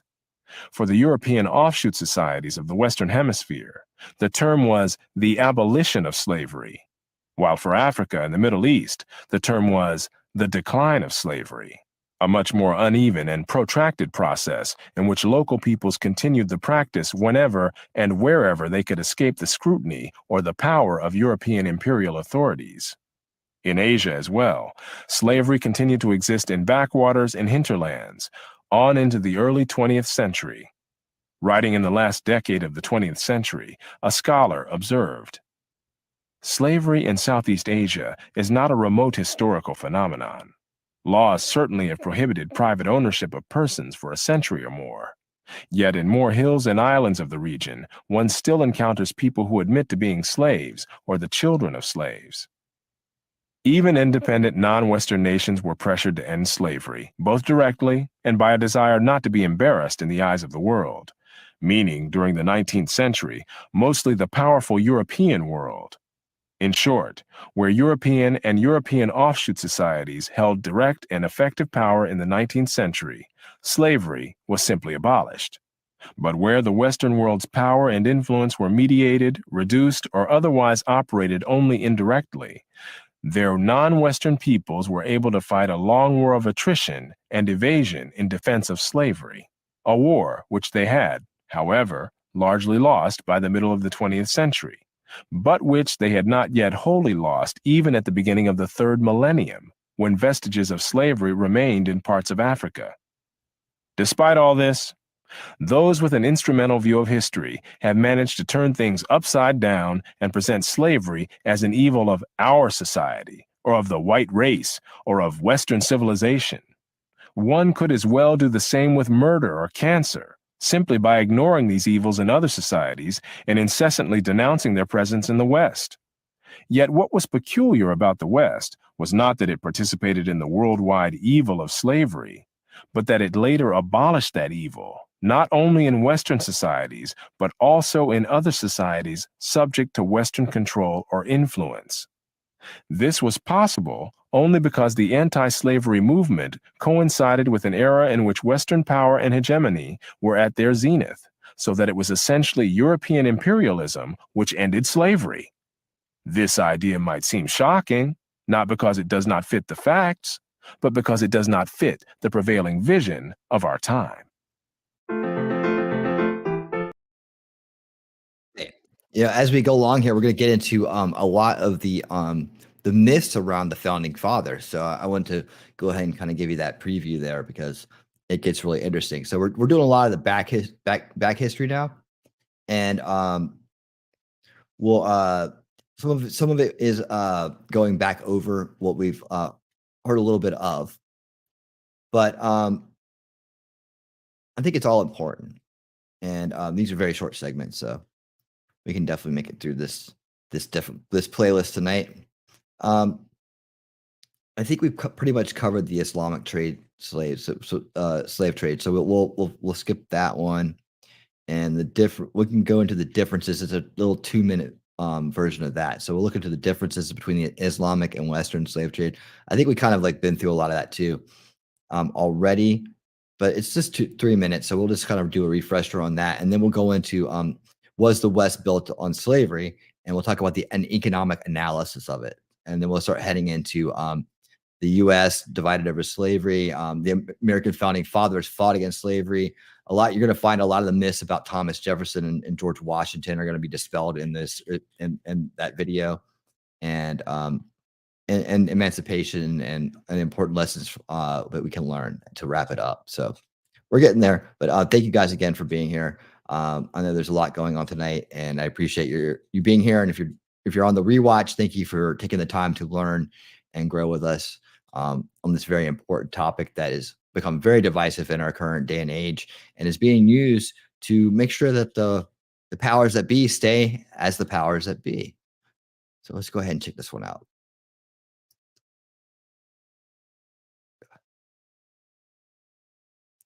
Slavery has left many legacies, some economic, some social, some psychological, some political. It's about 3 minutes. Let's just do this one real quick, just in case we missed anything and there's anything new in this one. I did watch all these, but I did. The situation in the Islamic world was very different from that in the West. Despite the larger total numbers of slaves sent from Africa to the Islamic world over the centuries, the surviving African population in these countries was much less than the tens of millions in the Western Hemisphere. In addition to higher mortality rates of slaves en route to North African and Middle Eastern countries, the survival and reproduction rates of African slaves there were much less than in the United States. While slaves in the antebellum South lived in families, even though they lacked official legal sanction for their marriages, both marriage and casual sex among slaves were suppressed in the Islamic world. And among the relatively small numbers of children born to African slaves there, the mortality rate was so high that few lived to adulthood. Crystal. The sex imbalance among African slaves, far more women than men in the Islamic countries, and the fact that eunuchs were common among the relatively few African men, likewise precluded a vast African slave population in the Muslim countries. Among the European galley slaves in North Africa, there was even less chance for them to reproduce. And the European women who were domestic servants or concubines were in no position to leave behind European offspring raised in a European culture. The children born to them, fathered by North African or Middle Eastern slave owners, were absorbed both biologically and culturally into the Islamic world. By the late 18th century, visitors were commenting on the lighter complexions of the inhabitants of Algiers. What the United States had that the Islamic world did not have was a self-sustaining and racially distinct population of major proportions within the larger society. Non-Western countries in general faced neither the social nor the moral dilemmas that confronted 19th century Americans, Moreover, the emancipation of slaves was not an issue faced by non-Western societies, but rather was something imposed on them by the West. Even European powers with substantial slave populations in their Western Hemisphere colonies faced no major domestic social consequences from the freeing of those slaves, however much that might have economic repercussions, for their slaves were freed on the other side of the ocean. Both slavery and emancipation were peculiar in their consequences on American soil. It may be significant that the only other independent nation in the Western Hemisphere with a large slave population, Brazil, was the last Western nation to abolish the institution, a quarter of a century after the United States. That was a real quick one, just a quick little overview. All right, so this was very interesting. An economic analysis: was the West built on slavery? Slavery has left many legacies, some economic, some social, some psychological, some political, and most detrimental. Those who think of slavery in economic terms often assume that it is a means by which a society, or at least its non-slave population, becomes richer. Some have even claimed that the Industrial Revolution in Western civilization was based on the profits extracted from the exploitation of slaves. Rather than rehash a large and controversial literature on this issue, we may instead look at the economic condition of countries or regions that used vast numbers of slaves in the past. Both in Brazil and in the United States, the countries with the two largest slave populations in the Western Hemisphere, the end of slavery found the regions in which slaves had been concentrated poorer than other regions of these same countries. For the United States, a case could be made that this was due to the Civil War, which did so much damage to the South. But no such explanation would apply to Brazil, which fought no civil war over this issue. Moreover, even in the United States, the South lagged behind the North in many ways, even before the Civil War. Although slavery in Europe died out before it was abolished in the Western Hemisphere, as late as 1776, slavery had not yet died out all across the continent when Adam Smith wrote in The Wealth of Nations that it still existed in some eastern regions. But even then, Eastern Europe was much poorer than Western Europe. The slavery of North Africa and the Middle East over the centuries took more slaves from sub-Saharan Africa than the Western Hemisphere did, in addition to large imports of slaves from Eastern Europe and Southern Europe to the Muslim countries of North Africa and the Middle East. But these remained largely poor countries until the discovery and extraction of their vast oil deposits. In many parts of the non-Western world, slaves were sources of domestic amenities and means of displaying wealth with an impressive retinue, rather than sources of wealth. Often, they were a drain on the wealth already possessed. According to a scholarly study of slavery in China, the slaves there did not generate any surplus, they consumed it. Another study concluded, the Middle East and the Arab world rarely used slaves for productive activities. Even though some slave owners, those whose slaves produced commercial crops or other saleable products, received wealth from the fruits of the unpaid labor of these slaves. That is very different from saying that the society as a whole, or even its non-slave population as a whole, ended up wealthier than it would have been in the absence of slavery. Not only in societies where slaves were more often consumers than producers of wealth, but even in societies where commercial slavery was predominant, this did not automatically translate into enduring wealth. Unlike a frugal capitalist class, such as created the Industrial Revolution, even commercial slave owners in the American antebellum South tended to spend lavishly, often ending up in debt or even losing their plantations to foreclosures by creditors. However, even if British slave owners had saved and invested all of their profits from slavery, it would have amounted to less than 2% of British domestic investment. In the United States, it is doubtful whether the profits of slavery would have covered the enormous costs of the Civil War, a war that was fought over the immediate issue of secession. But the reason for the secession was to safeguard slavery from the growing anti-slavery sentiment outside the South, symbolized by the election of Abraham Lincoln.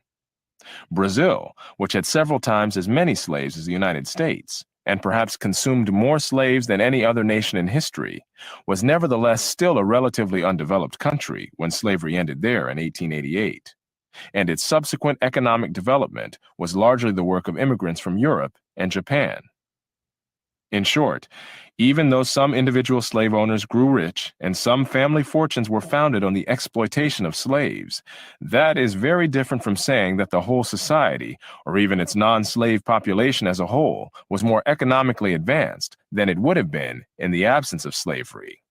What this means is that whether employed as domestic servants or producing crops or other goods, millions suffered exploitation and dehumanization for no higher purpose than the transient aggrandizement of slave owners.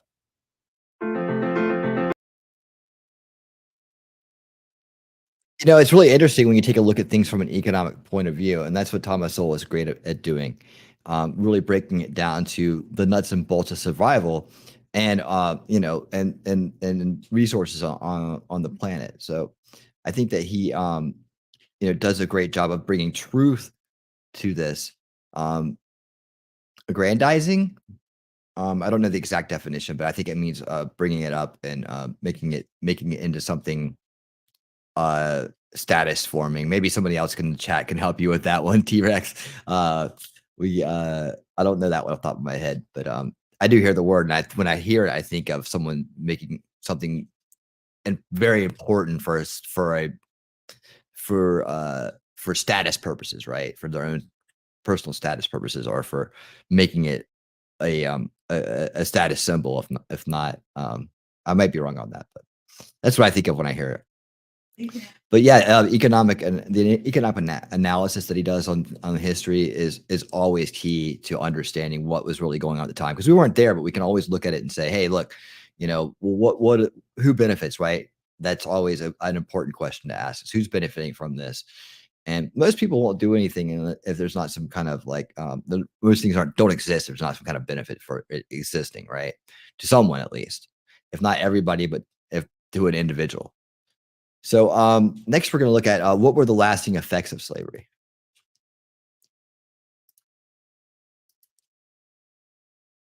Just as enslaved peoples tend to be despised, so the work done by slaves tended to acquire social stigmas in countries around the world. In Java, for example, free people did not want to carry their own packages, since slaves carried packages, and therefore free people without slaves would hire a slave for such chores. Similarly, in Egypt, work done by slaves was spurned by working-class people, even after slavery was over.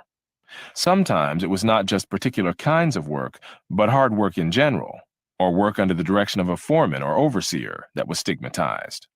Just as great conquerors like the Mongols or the Spaniards disdained commerce as beneath them, so ordinary people in slave societies disdained many kinds of work because it had been done by slaves.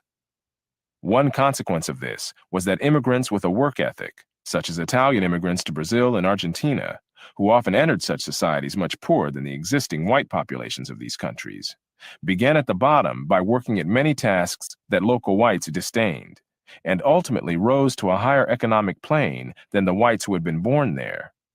Whatever their initial disadvantages, the immigrants were not burdened with the native-born whites' aversions to work. Former slaves and the descendants of slaves likewise developed aversions to tasks performed under slavery.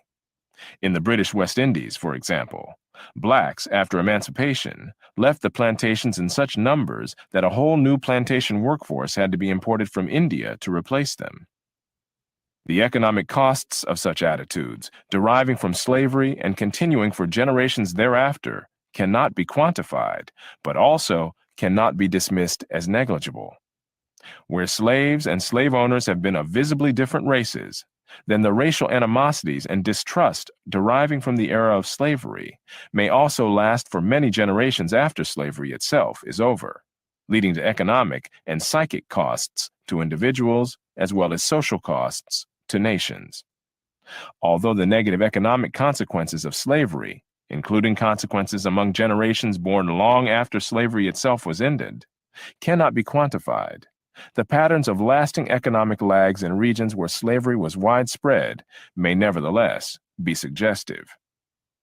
In the United States, and no doubt some other societies, one of the major psychological legacies of slavery has been a sense of shame and resentment among the black population, and a sense of guilt among the white population.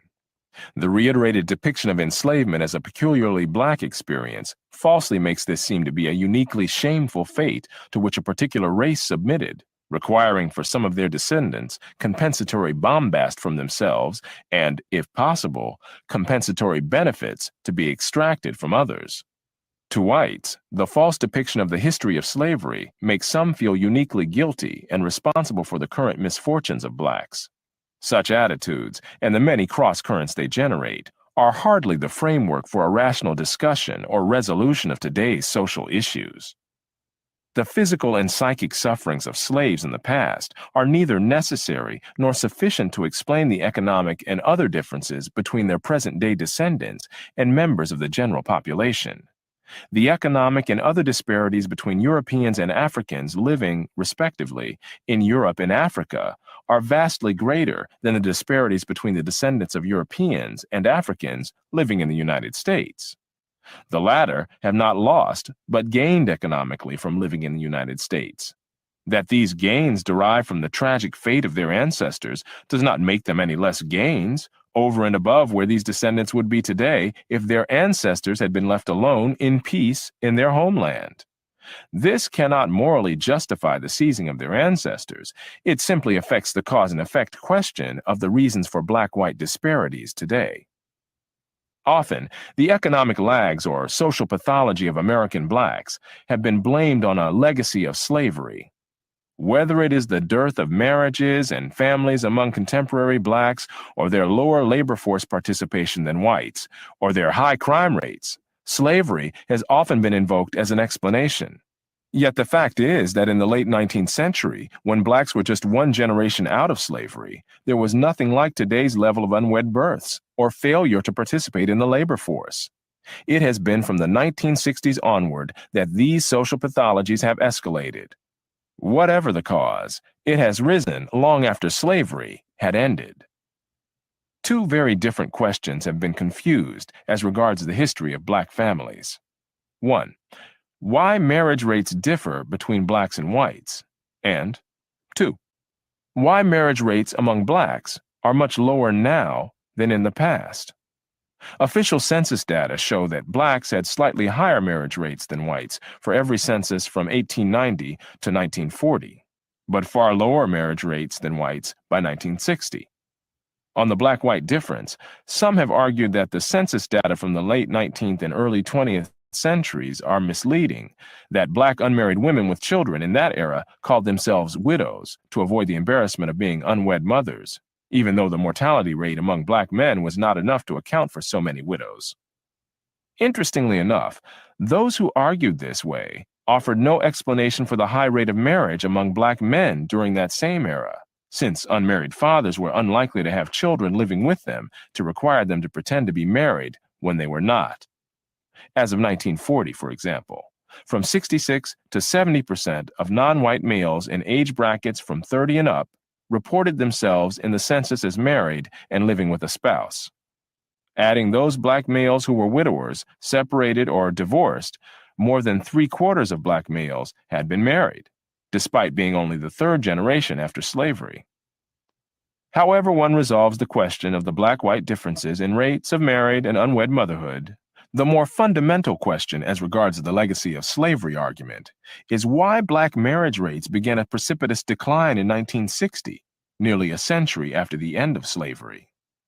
While the percentage of first births that were premarital has long differed as between blacks and whites, as it differed between antebellum white Southerners and white Northerners, and between other groups around the world in places where slavery cannot be invoked as an explanation, the sharp increase in premarital first births among blacks began in the 1960s.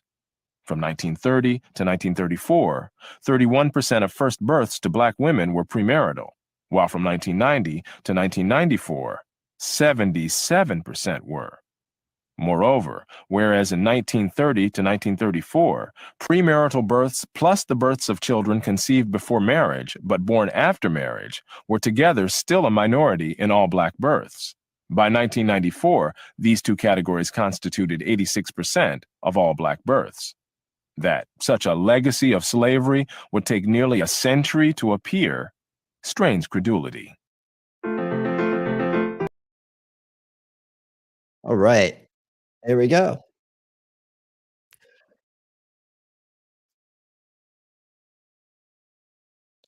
Uh, oh yeah. Hold on. Let me stop that real quick. Oh yeah. Update on the very, very stupid people that are sending fake views to my channel. Um, I have been working with YouTube on this issue, and they do have my account noted, and it is in great position, so it will not be ever affected by any of this tomfoolery that's going on. So the person wasting their money, have fun with that. You're losing.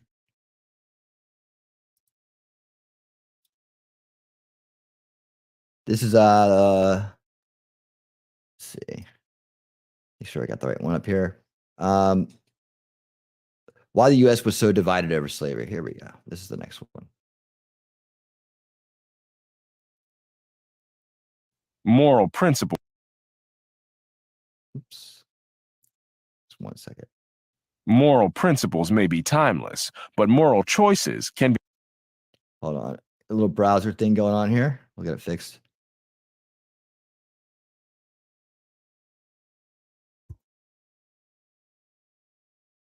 Moral principles may be timeless, There we go. but moral choices can be made only among the options actually available at particular times and places. By the time the existence of slavery became an issue in the Western world of the late 18th century, the question was no longer whether such an institution should have been created in the first place, but what to do, now that both the institution and millions of people brought from Africa by that institution were already inside Western societies, such as the newly created United States. It was possible to abolish the institution, but it was not possible to abolish the people. That simple, inescapable fact underlay the tangled and tortuous history of the issue of slavery in 19th century America, where circumstances made the moral issue more acute than in most other Western nations, while it was no moral issue at all outside the West. Deep-rooted prejudices entertained by the whites, Thomas Jefferson said, and 10,000 recollections by the blacks of the injuries they have sustained, made the peaceful coexistence of these two large populations in the South unlikely in his judgment. More likely, he thought, were convulsions which will probably never end, but in the extermination of one or the other race. James Madison likewise referred to the repugnance of the whites to blacks, which he saw as founded on prejudices, themselves founded on physical distinctions, which are not likely soon, if ever, to be eradicated. Therefore, like many other opponents of slavery in their day, Jefferson and Madison saw emancipation as something that needed to be combined with expatriation in order to solve the problem of slavery without creating a bigger problem of a race war. The race war and bloodbath that erupted with the emancipation of blacks in Santo Domingo, today's Haiti, cast a long shadow over the South, and apprehensions were increased when Nat Turner's uprising in 1831 left a trail of death in Virginia before it was suppressed by lethal force. Many Americans of that era who saw slavery as evil saw a race war as a greater evil. Those who took this Get the most view flack had when the you're most over the difficult target. moral choices to make and were most inclined to want to grope towards some plan that would ease slavery out of existence without consuming blacks and whites alike in mutually annihilating strife. The founders and early leaders of the American Republic, including Southerners like George Washington, Thomas Jefferson, and James Madison, saw slavery as an evil that could be tolerated only in fear of greater evils, and even then, not tolerated indefinitely. Among prominent Southerners of a later era, Robert E. Lee likewise declared in 1856 that he regarded slavery as an evil that he wished to see somehow gradually ended. Too often, the reductionism of a later age has turned all such hesitation about immediate emancipation into either rationalizations for continued economic exploitation or sheer hypocrisy. These charges need to be examined carefully, rather than being accepted or rejected a priori. Few who actually lived in antebellum America thought that slavery could be ended in the South by simple fiat, even though it was abolished that way without incident in most northern states. The situation was radically different in the two parts of the country. Slaves were only a relatively minor part of the northern population, and plantation slavery was virtually unknown, partly because the climate and soil did not lend themselves to the kinds of crops that could be grown efficiently on. Hey, Madcore. And hey, thanks. I just noticed that some memberships are going out. Madcore, welcome to the winner's circle and welcome to the membership. Thank you, Talking Treasure Tooth, for giving those out. It looks like Muffin Rando also got a membership as well. Thank you for being here, Muffin Rando. Say hi to everybody. And be sure to hit the like button, y'all. We'll keep going. Thanks again. Cotton plantations in the South or on sugar plantations in the Caribbean. Oh, yeah.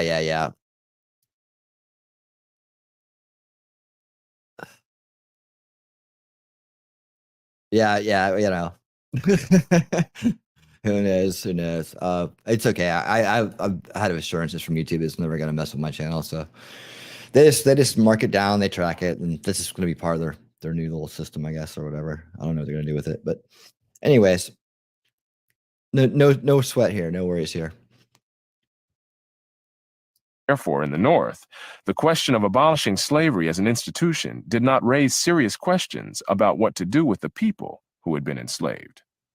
Some affluent whites in the North lost their black household servants, or rehired them as employees, or sold them to the South, where slaves. Do they give memberships out to people that are subscribers or people that are actually in the chat? Because I thought you had to actually be in the chat and chatting to get a membership, or at least be in the chat in some way, shape, or form. Is that did they change that or what? I don't want to interrupt this too much, but I'm just curious. Let me know. Slavery was still prevalent, but the relatively small numbers of people involved meant that it was not a major problem for the North in any case. Southerners faced a very different situation, with momentous economic and social implications. Blacks were a much higher percentage of the total Southern population than in the Northern states, and in some places were an absolute majority. From the first census of 1790 to the last census before the Civil War in 1860, slaves were approximately 1/3 of the total Southern population. As of 1860, slaves were more than 40% of the population of Alabama, Florida, Georgia, and Louisiana, and more than half the population of Mississippi and South Carolina, freeing in their midst millions of people of an alien race and unknown disposition, and with no history in either Africa or America that would prepare them to be citizens of a society such as the United States, was not an experiment that many were willing to risk in these states, not when it could mean risking their lives. Only those on opposite ends of a spectrum of opinion found the issue of slavery easy, those like Senator John C. Calhoun of South Carolina, who wished to keep blacks enslaved indefinitely, and those like Massachusetts' William Lloyd Garrison, who advocated immediate emancipation of blacks with the full rights of citizenship. Ironically, both men reasoned on the basis of abstract principles, legalistic principles in the case of Calhoun, and moralistic principles in the case of Garrison. In both cases, the relentless march of their syllogisms left the painful human realities and dilemmas fading into the dim background. For the majority of Americans in between, neither option was acceptable, nor was any other option able to command a general consensus. The kind of strange cross-currents this situation generated were perhaps epitomized by the career of Congressman John Randolph of Virginia, a prominent and bitter opponent of the abolitionists, who nevertheless hated slavery. Slavery was to him a cancer, but one which must not be tampered with by quacks who never saw the disease or the patient, for this could end in the race war that he too feared, threatening the life's blood of the little ones which are lying in their cradles in happy ignorance of what is passing around them, and not the white ones only, for shall not we too kill? Fears of a race war were not confined to Southerners, however, or even to Americans. Alexis de Tocqueville saw a race war in the South as a very real possibility in the wake of mass emancipation, and one of many painful prospects created by the institution of slavery, especially a slavery in which the freed people and their descendants would be physically distinct and could not readily vanish by assimilation into the larger society, as in some earlier times and in other parts of the world. Moreover, slavery was a very poor preparation for freedom for blacks, economically, socially, or otherwise. Free blacks were already very disproportionately represented in prison populations, creating fears of what would happen if the much larger slave population were suddenly freed. Even a Northern opponent of slavery like Frederick Law Olmsted, having encountered and been appalled by slave field hands during his travels through the South, feared that their presence in large numbers must be considered a dangerous circumstance to a civilized people. He urged charitable efforts toward blacks after they were freed, lest desperate want make them dangerous to those around them. But he too saw the freeing of millions of people unprepared for freedom as creating a serious danger to the society as a whole. Nor was Olmsted alone. Abolitionists were hated in the North as well as the South. William Lloyd Garrison narrowly escaped being lynched by a mob in Boston, even though there were no slaveholders in Massachusetts. And another abolitionist leader was killed by a mob in Illinois. Abolitionists were also targets of mobs in New York and Philadelphia, Oh, awesome. and anti-abolitionist rallies were held in many northern communities. None of this was based on any economic interest in the ownership of slaves in states where such ownership had been outlawed decades earlier. But just as Southerners resented dangers to themselves created by distant abolitionists, so Northerners resented dangers to the Union with the prospect of a bloody civil war. Even people who were openly opposed to slavery were often also opposed to the abolitionists. A leading historian of the Civil War era has called it a moot question whether even such leaders of the fight against slavery as Charles Sumner or Thaddeus Stevens could be called abolitionists in the sense in which the term was used at the time. Quakers, who had spearheaded the anti-slavery movement on both sides of the Atlantic, nevertheless distanced themselves from the abolitionist movement exemplified by Garrison. Abraham Lincoln, likewise, was never an abolitionist in the sense in which that word was used at the time, even though he publicly argued for an end to slavery for decades before he was in a position to put an end to it himself. When he first ran for president in 1860, abolitionists refused to support him, saying that the outcome of this election would make no difference whether success be to the Democrats or the Republicans. Accordingly, the abolitionists ran their own candidate for president, even though he had no realistic chance of being elected, and in fact split the anti-slavery vote, so that Lincoln was elected with only a plurality. Even after Lincoln issued the Emancipation Proclamation, the abolitionist movement split on whether to support him for re-election. Some abolitionists even criticized Frederick Douglass for purchasing his legal freedom, rather than continue to be in danger as a fugitive slave, because paying compensation for one's freedom was taken as a legitimization of slavery. It was the abolitionists' doctrinaire stances and heedless disregard of consequences, both of their policy and their rhetoric, which marginalized them, even in the North, and even among those who were seeking to find ways to phase out the institution of slavery, so as to free those being held in bondage without unleashing a war between the states or a war between the races. Garrison could say the question of expedience has nothing to do with that of right, which is true in the abstract, but irrelevant in a world where consequences matter. Too often, the abolitionists were intolerant of those seeking the same goal of ending slavery when those others, including Lincoln, proceeded in ways that took account of the inescapable constraints of the times, instead of being oblivious to context and constraints. While the dilemmas created by slavery were particularly acute in the United States, similar considerations applied in some other Western societies. In 18th century Britain, Edmund Burke recognized the very same dilemmas for British colonies, such as those in the West Indies, and sought to devise ways around them. An opponent of the slave trade long before Parliament had been brought to that point by popular pressures, Burke put the problem, as he put so many other problems, in the context of the inherent constraints of circumstances. While seeing slavery as an incurable evil, Burke was concerned with what would happen to the slaves themselves after they were freed, as well as the implications of their freedom for the society around them. The minds of men being crippled by slavery, Burke said, we must precede the donation of freedom by developing in the enslaved people the capacity to function as responsible members of a free society. Therefore, he proposed the civilization and gradual manumission of Negroes in the two hemispheres. Later, he proposed to give property to the Negroes when they should become free. But nowhere did Burke view this as an abstract question without considering the social context and the consequences and dangers of that context. He rejected the idea that one could simply free the slaves by fiat as a matter of abstract principle, since he abhorred abstract principles on political issues in general. Thomas Jefferson likewise regarded emancipation, all by itself, as being more like abandonment than liberation for people whose habits have been formed in slavery. When Edmund Burke set forth his particular proposal to a colleague, he warned, "Its whole value, if it has any, is the coherence and mutual dependency of parts in the scheme. Separately, they can be of little or no use." Burke's approach to slavery, as to other issues, was in terms of the actual context and the constraints implied by that context, not abstract principles. As he said on another issue, "I do not enter into these metaphysical distinctions. I hate the very sound of them." In America, John Randolph of Roanoke took a similar position. "I am not going to discuss the abstract question of liberty or slavery or any other abstract question."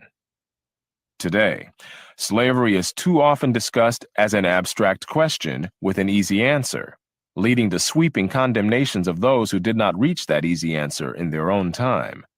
In 19th century America, especially, there was no alternative that was not traumatic, including both the continuation of slavery and the ending of it in the manner in which it was in fact ended by the Civil War, at a cost of 1 life for every 6 slaves freed. All right. So next up, we're going to look at how the American founding fathers fought against slavery. And this one's really interesting because it goes into a lot of omitted history here about that. And you're going to find out that there's a lot of skewed truth, or not a lot of skewed history on this matter. And in fact, it's so skewed and so out of whack that people run around these days pulling down statues of these founding fathers. Very bad, right? But yeah.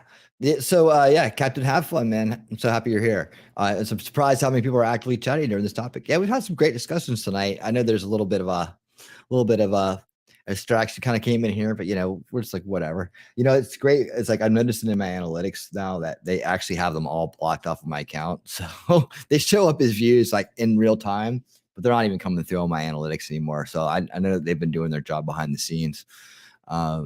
So yeah, I'm the last direct male descendant of a founding father, but people like my family. Oh, sure. That's awesome, dude. How about that? So you're carrying on the tradition. I don't know if you have kids or not, but if you do, then they're carrying on that tradition right there, passing it along. See, I'm running. Okay, yeah. So there we go. All right. Interaction in the chat does definitely help the algorithm. That's probably why we have so many people here watching, right? It can't be any other reason.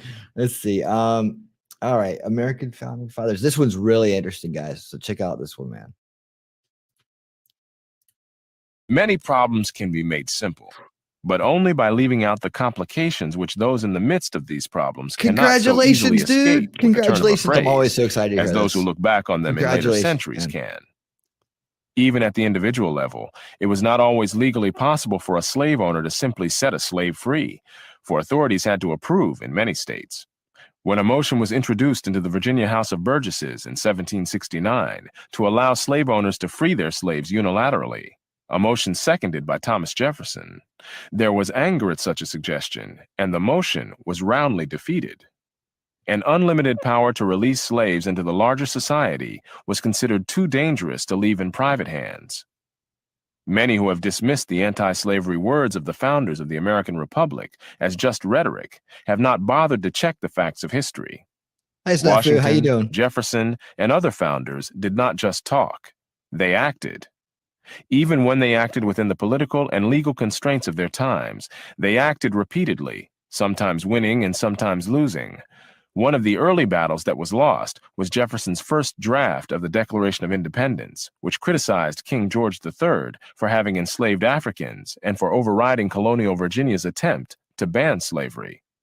The Continental Congress removed that phrase under pressure from representatives from the South. When Jefferson drafted a state constitution for Virginia in 1776, his draft included a clause prohibiting any more importation of slaves, and, in 1783, Jefferson included in a new draft of a Virginia Constitution a proposal for gradual emancipation of slaves. He was. Now, how many times have you heard about people coming down hard on Thomas Jefferson for being a slave owner. I even had one of my really good friends one time being like, I don't like Thomas Jefferson because that's the day I found out he directly told me he was a Marxist. I was like, what? It's like I know this guy for like 30 years. I'm like, what are you talking about? Really? I had no idea. He's read a bunch of crazy books and thinks he's got it figured out. See, we have the letters from a POTUS who is a cousin of my great grandfather. He was complaining about the slaves singing all day while they worked at the White House. He didn't like he did not like slavery. I would have probably enjoyed the music. Defeated in both these efforts. On the national scene, Jefferson returned to the battle once again in 1784, proposing a law declaring slavery illegal in all western territories of the country as it existed at that time. Such a ban would have kept slavery out of Alabama and Mississippi. The bill lost by 1 vote, that of a legislator too sick to come and vote. Afterwards, Jefferson said that the fate of millions unborn was hanging on the tongue of one man, and heaven was silent in that awful moment. 3 years later, however, Congress compromised by passing the Northwest Ordinance, making slavery illegal in the upper Western territories, while allowing it in the lower Western territories. Congress was later authorized to ban the African slave trade, and Jefferson, now president, urged that they use that authority to stop Americans from all further participation in those violations of human rights which has been so long continued on the unoffending inhabitants of Africa. Congress followed his urging.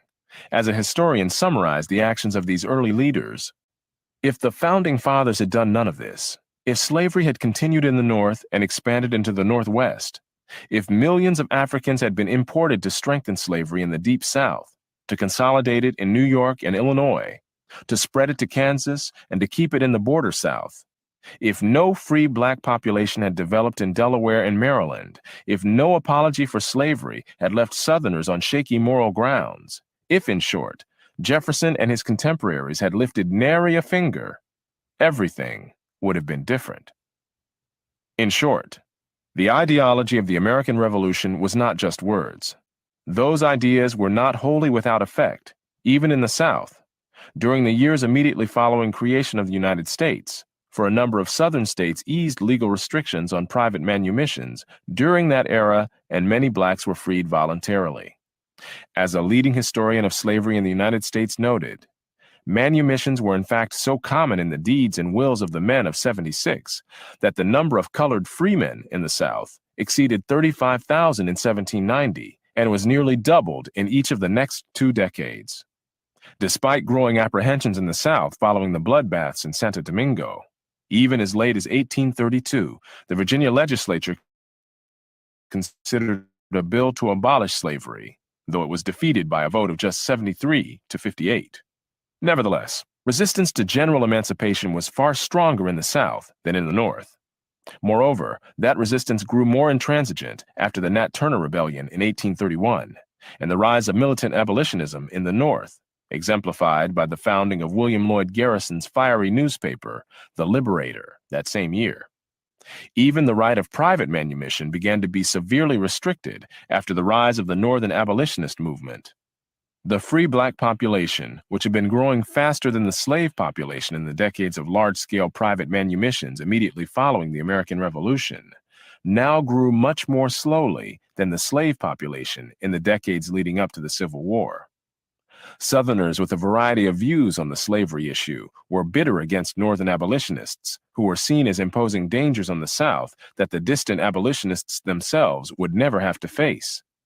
Out of this bitterness came a sectionalism and intolerance in the South that led, especially from the 1830s on, to suppression of criticisms of slavery in the region, including restrictions on academic freedom and freedom of the press, state censorship of the U.S. mails, and a campaign to stop sending Southern young men to Northern colleges.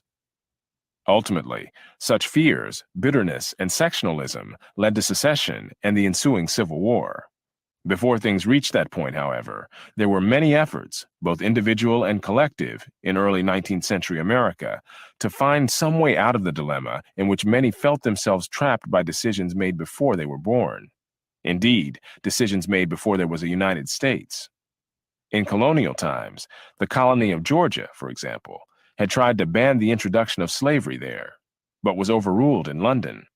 Quakers in colonial Pennsylvania had tried to put a high tax on the importation of slaves into that state, but this too was overruled by the British government. The fact that 19th century public opinion in both Britain and America was very different from what it had been 2 centuries earlier did not mean that either country could simply wipe the slate clean and escape the consequences of what had already been done in earlier times. Some Americans, including Washington, Jefferson, Jackson, and Lincoln, sought a way out of the painful dilemma by sending freed slaves back to Africa. However, by the time this idea became widespread, most of the slaves in the United States had never seen Africa, and neither had their grandparents.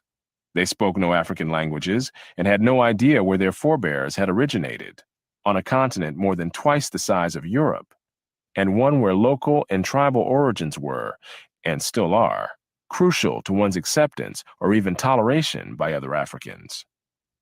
One concrete result of the Back to Africa movement was the establishment of the colony of Liberia on the West African coast, to which freed American blacks were sent during the administration of James Monroe, for whom they named their capital, Monrovia. These first settlers were decimated by African diseases to which they no longer had biological resistance, which was just one of the problems of trying to undo the past. More fundamentally, the numbers that could realistically be transported to Africa for resettlement was less than the natural increase of the black population of the United States. So this was a foredoomed hope. Nevertheless, the American Colonization Society and many others persisted in the hope that slavery could be ended as an institution without releasing into American society millions of former slaves by establishing colonies for them in Africa or Haiti. All right, very interesting stuff there. You see how hard the founding fathers actually did fight to not bring slavery to the new country, right? They really wanted to get rid of it, and didn't quite. I don't think people these days quite understand how difficult it was just to kind of just cut it, go cold turkey on it. It had a lot of implications that people today don't really take the time to think about. But hey, Captain Have Fun, if you're here still, sir. I do have the show called Winning Saturday Night, which would be a lot of fun to have you on. So if you're around this Saturday, I know you just got on Discord and whatnot. Hey, there you are. Used to show videos during your stream. What I do is I just use YouTube, and I share a screen from Streamlabs. So okay, cool. Yeah, I'll set it up, and I'll make an announcement, and I'll try to redo the video. I always thought if I had you on, I wanted to put you like in the video somewhere. I usually add the guests into my weekly video. Win This Week, my short I put out every week that gets the schedule out and what the topics are going to be. So I'll make an update on that after the show, and let me know how I can get in touch with you, and we'll have a great time. We'll have a good old time. It'll be a lot of fun getting to know you and hanging out. And what we do is we just kind of talk and chill, and you can show us what you're all about, what you're doing. And then I pull up some videos. We just kind of watch some random stuff and have fun talking about it. We have fun. We have fun on Winning Saturday Nights. Now we're going to have Captain have fun on Winning Saturday Night. Even better, right? Awesome. That's exciting. I'm excited, man. I'm so happy. Awesome. All right, let's see what we're going to do next. Yeah, and let's make sure we hook up on that, all right? So I'm not quite sure how to reach you, but we'll figure it out. I'm not too hard to find. Okay, so the truth about American founding fathers owning slaves. So here's the next part of this. Private manumissions of individual slaves was legally possible. Even when private manumissions of individual slaves was legally possible, it was not wholly without its dilemmas.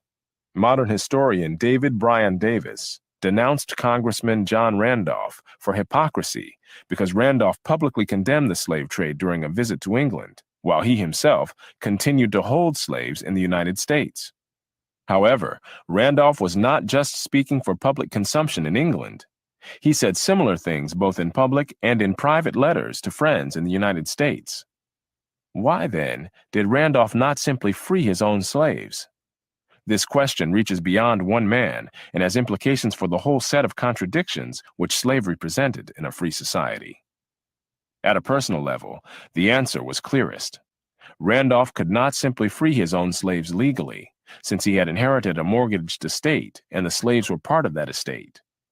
Only after he had removed both financial and legal encumbrances was freeing his slaves possible, and only after he had made some provision for their economic viability as free people did he consider it humane. During hard economic times, Randolph wrote to a friend of more than 200 mouths looking up to me for food, and though it would be easy to rid myself of the burden, morally, it would be more difficult to abandon them to the cruel fate to which our laws would consign them than to suffer with them. Thomas Jefferson likewise owned a plantation encumbered by debt, as did many other Southerners, so emancipation of all of Jefferson's slaves was never a real possibility, though he did manage to free 9 of them. Like Burke and Randolph, Jefferson did not see slavery as an abstract issue. He saw the heavy moral stigma of slavery, but also the social dangers to flesh and blood people. He wrote in a letter, "I can say with conscious truth that there is not a man on earth who would sacrifice more than I would to relieve us from this heavy reproach in any practicable way. The cession of that kind of property, for so it is misnamed, is a bagatelle, which would not cost me a second thought if in that way a general emancipation and expatriation could be effected. And gradually, and with due sacrifices, I think it might be. But as it is, we have the wolf by the ears, and we can neither hold him nor safely let him go. Justice is in one scale, and self-preservation in the other." Many other slave owners, of course, saw their slaves as simply a source of wealth and were therefore determined to hold on to them for that reason. However, even those slaveholders with aversions to slavery in principle were constrained by a strong tradition of stewardship, in which the family inheritance was not theirs to dispose of in their own lifetime, but to pass on to others as it had been passed on to them. George Washington was one of those who had inherited slaves and, dying childless, freed his slaves in his will, effective on the death of his wife. His will also provided that slaves too old or too beset with bodily infirmities to take care of themselves should be taken care of by his estate, and that the children were to be taught to read and write and trained for some useful occupation. Listen real closely to all the things George Washington did for his slaves. Like, he really, really put some thought into what he was doing, and he really meant something to him. You can see by the amount of care that he put out.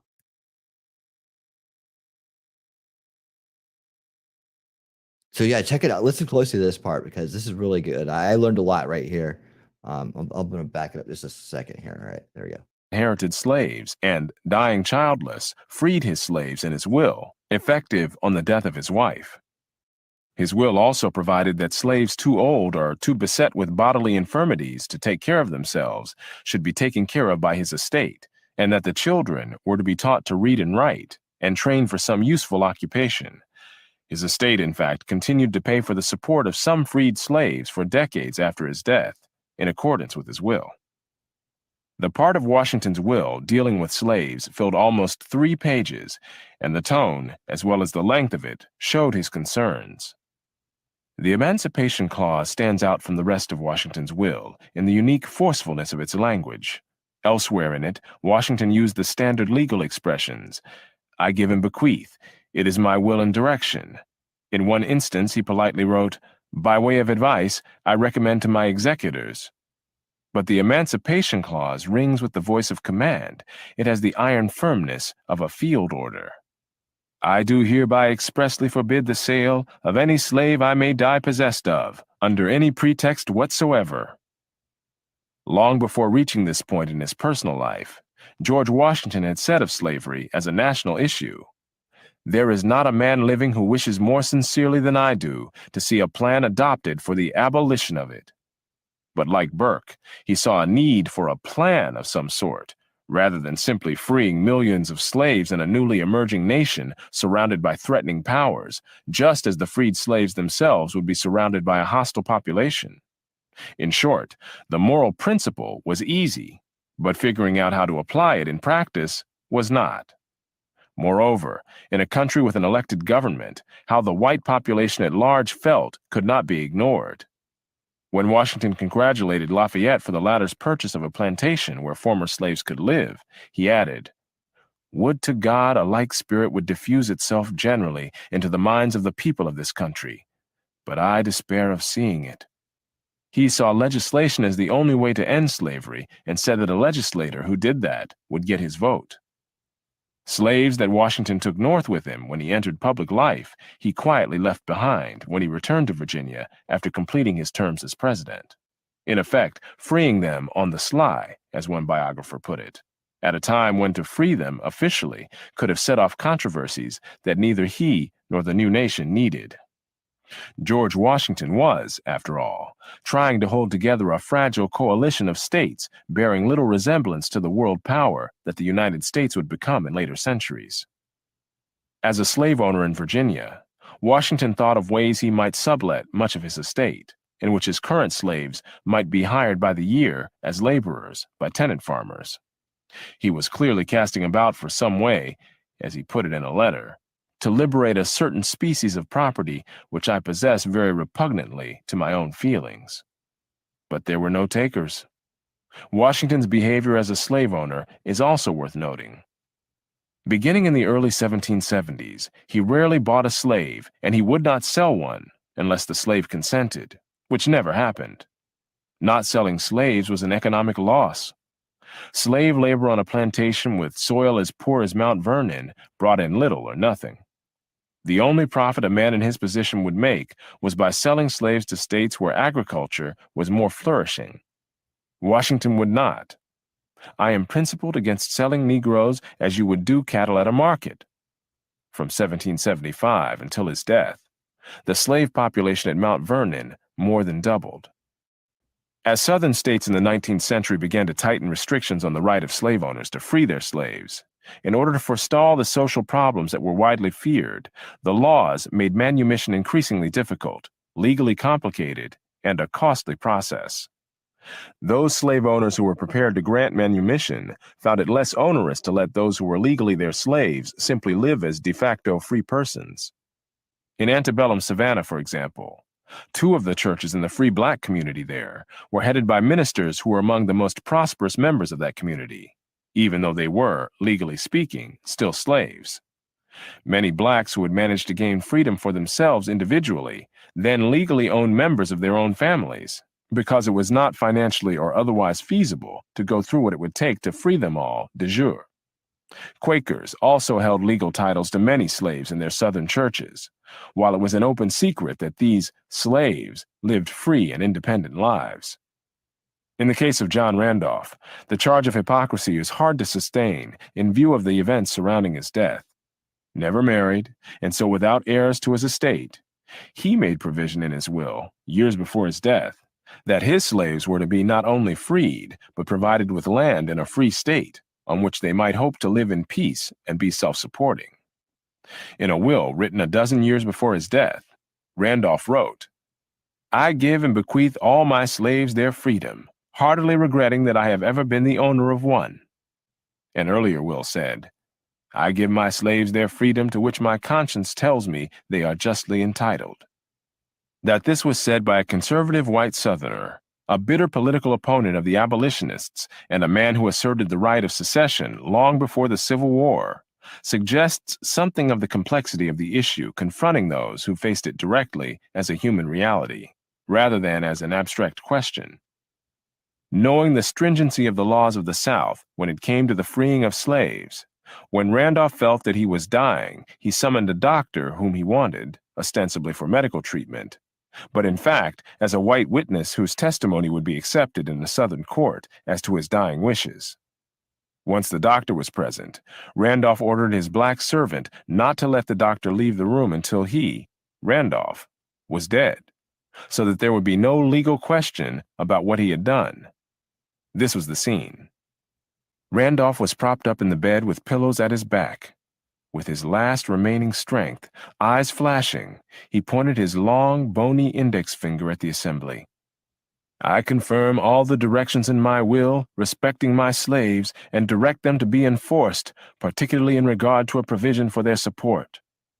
Raising his arm as high as he could, he brought it down with his hand open on Johnny's shoulder. Especially for this man. He then asked whether each of the witnesses understood him. Immediately, Randolph's keen, penetrating gaze clouded, his mind gave way, and he slumped down. Randolph's will provided money to purchase land for his freed slaves in a free state, in order to give them a chance to be self-supporting as free people. But even in the free state of Ohio, the opposition of local whites made it impossible for them to live on the land he had provided. The racial animosity that he had feared from the beginning would blight their chances was rampant even in the North. Whatever the merits or demerits of Randolph's personal or public policy conclusions, hypocrite hardly seems the right word for him. Very interesting stuff right there, huh? Stuff you don't hear in the in schools. Like they skip over all this stuff. They don't give kids the education they deserve. And that's just apparent. That's appalling. You know, that's appalling. That's something we have to fix as a community, as uh, as a a country of citizens. You know, as a people, we have to like fix this, and so that kids generationally are getting the truth. Um, I wanted to show you guys something real quick, just to kind of show you. You know, this is basically real time statistics, and as you can see, right here, right here, all the views on repairing history right here. Yeah, so all those fake views, they don't even register anymore. So they can have fun trying to send those things all they want, but that doesn't do a damn thing to me. Anyways, yeah. So let's get back to it. Let's see. Okay, right there. Sure. All right, let's get on to the next one. Yeah, but hey, you know, think about how many people and how much is driven behind you know, defaming our founding fathers, right? That's almost the basis of this whole CRT thing, and it's the basis, right? Where did they go? Well, Captain Have Fun, I think they saw you here, and they knew that they were in trouble, so they split. Uh-oh, we got superheroes gonna come after us now. Look out. Yeah, you know, so much of these people that are out there raging. Remember the whole thing in Charlottesville, right? All this stuff is, I guess that was about something a little bit something else, but it's like the founding fathers pulling down Jefferson, pulling down Washington, trying to change our culture. That's just part of that bigger Marxist thing we were talking about, where they want to erase all sense of patriotism in our country. Right. And that's just part of their plan, which we covered early on. And you guys, I think you're starting to see how I walk things in and why I do them in the order I do them. Is because I'm kind of like taking us back instead of going from the beginning of history forward. I'm kind of taking us the other direction. Right. There's a reason for that. So we can see where things kind of build up from. We get this group of information and then we kind of step back a little bit more and we kind of see where that came from. And so on. I think it's a more interesting way to learn things, and as we've always learned them the other direction.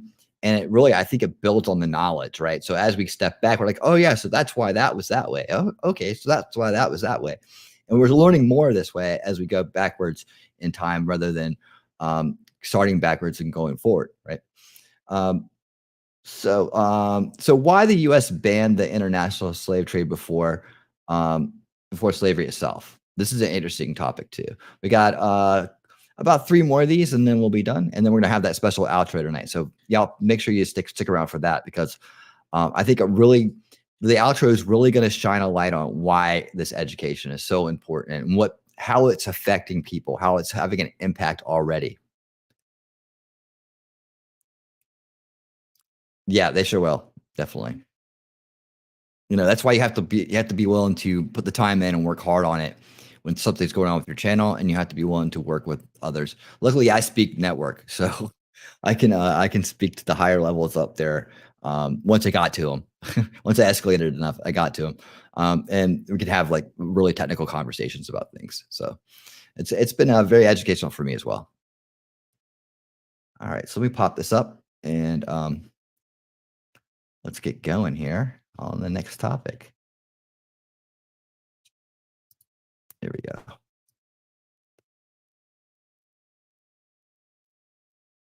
Abstract moral decisions are much easier to make on paper or in a classroom in later centuries than in the midst of the dilemmas actually faced by those living in very different circumstances, including serious dangers. One way to understand the constraints of the times and their effects on public attitudes is to examine the difference between the way that many in 19th century America saw the slave trade, as distinguished from the way that they saw slavery itself. If the institution of slavery and the presence of millions of slaves were facts of life, within which many decision-makers felt trapped by having inherited the consequences of decisions made by others in generations before them, the continuing trade in slaves, whether from Africa or within the United States, was a contemporary problem that was within their control. Thus, decades before slavery was abolished, the United States joined in the outlawing of the international slave trade. Even many Americans not yet ready to support the abolition of slavery as an institution nevertheless made the bringing of more slaves from Africa a capital offense in the United States. One of the few individuals whose appeal to President Abraham Lincoln for clemency was denied was a ship's captain named Nathaniel Gordon, who was hanged in 1862 after having been caught bringing slaves out of Africa. His ship was bound for Cuba, but was intercepted on the high seas by a warship of the American Navy because of the international ban on slave trading, even though slavery itself was still perfectly legal at the time in Africa, in Cuba, and in the United States.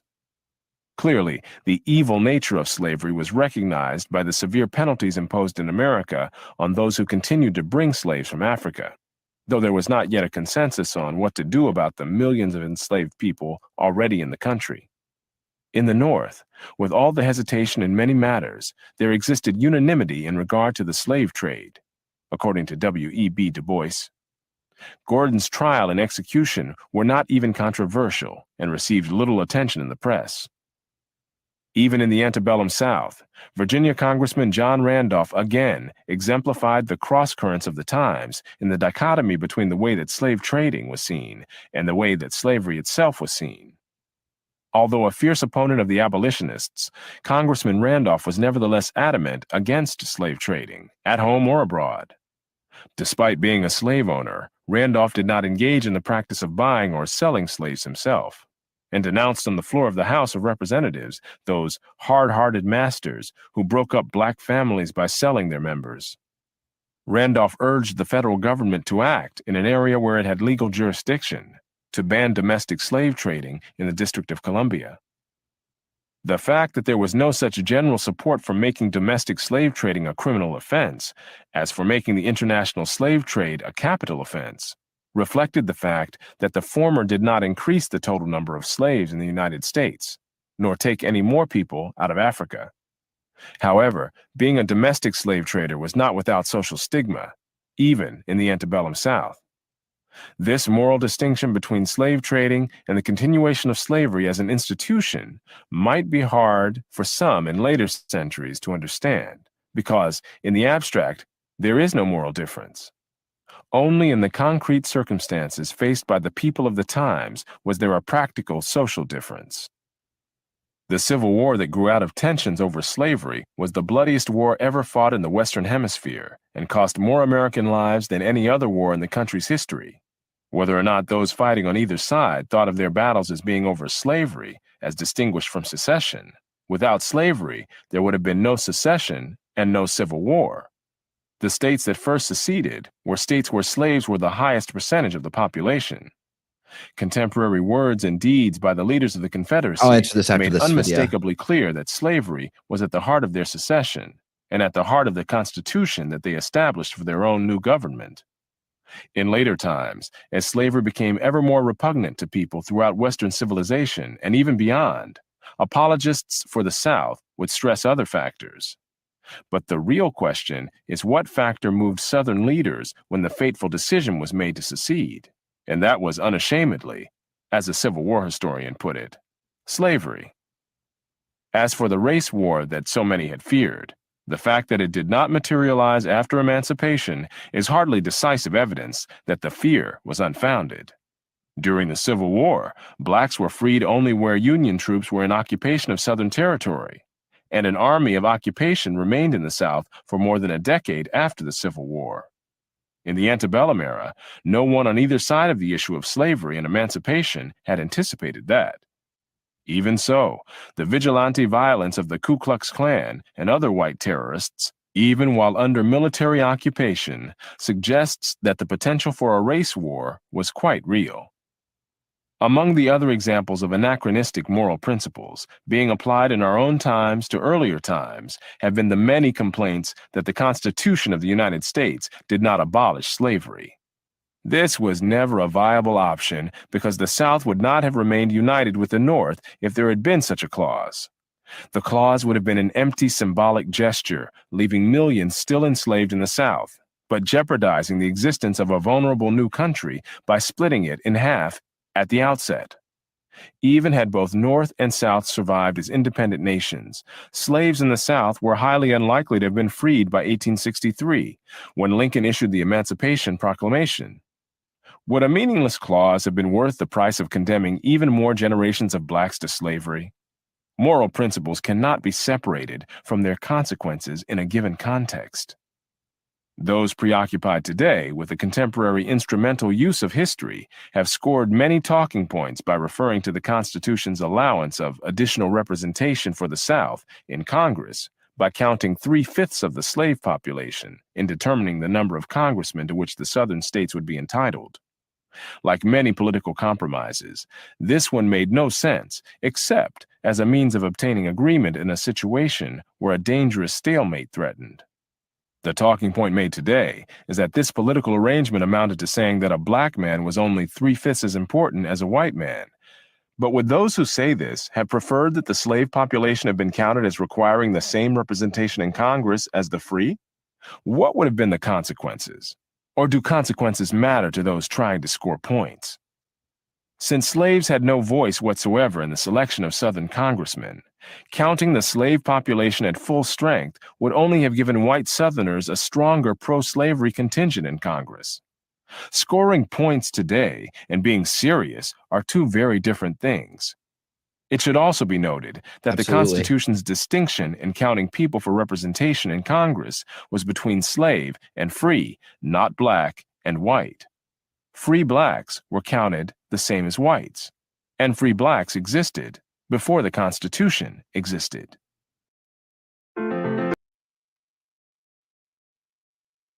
Yeah, something that again kids don't get educated on. They don't know that. They just think that everything is. It all started out with every black was a slave, and and it all started that way. They don't realize there were free black individuals living in the country before all that. So again, just more omitted history because it helps to feed the narrative, right? So there was a question: do the bots help with your watch hours? No, not at all. Not at all. They're gone within 24 to 48 hours. Why would someone bot them and not spam his chat? Well, we did let the bots in one night to try to test that theory, and I have basically I've cut out all any kind of like porn bot spam with different filters. And so if that's, I don't think that these kind of bots do that. But if they were coming from that source, that wouldn't be very productive for them. But yeah, why did someone do it? Because they think that's going to get my channel taken down. They're very low IQ'd. They just they believe everything they read. They don't realize that you can actually work with YouTube support and get your channel put into a safe zone from this kind of abuse. So it's just it's just an ignorant kind of ploy to be a troll, to try to take down someone who's telling the truth and who's helping to bring light to situations. And there's some people out there that just don't like the fact that I won't engage in drama and toxicity. So they have nothing better to do. It's kind of sad, really. I feel sorry for them, for sure. But let's see if they can keep it up. I'll let them keep it up. We'll keep it up for years. We'll see, because I'll be here for years. All right. So what people get wrong about slavery and emancipation in the U.S. is our next one, and we have one more after that, and then we'll be doing our special outro, which I think is going to become our permanent outro too. So that's pretty cool. I like it so much. I just want to keep it So let's fire this up and let's get going. The history of slavery can be looked at from several perspectives or for several purposes. Whether slavery is examined morally, causally, or politically is a matter of individual choice. Exactly. But once that choice is made, accuracy and consistency are crucial. Moral judgments must be made with the facts as they are or were and applied Thank you, Captain. I consistently, appreciate that, regardless man. of the race, nationality, or religion of either the enslavers or the enslaved. These facts include the social context and the constraints and consequences implied by that context. We cannot assume 21st century options or even present-day knowledge when judging decisions made in the 19th century. Nor can we assume that we have superior knowledge of the social realities of an earlier era that we never lived through, compared to the first-hand knowledge of those who confronted those realities daily and inescapably. Moral questions about slavery have been almost exclusively Western moral questions.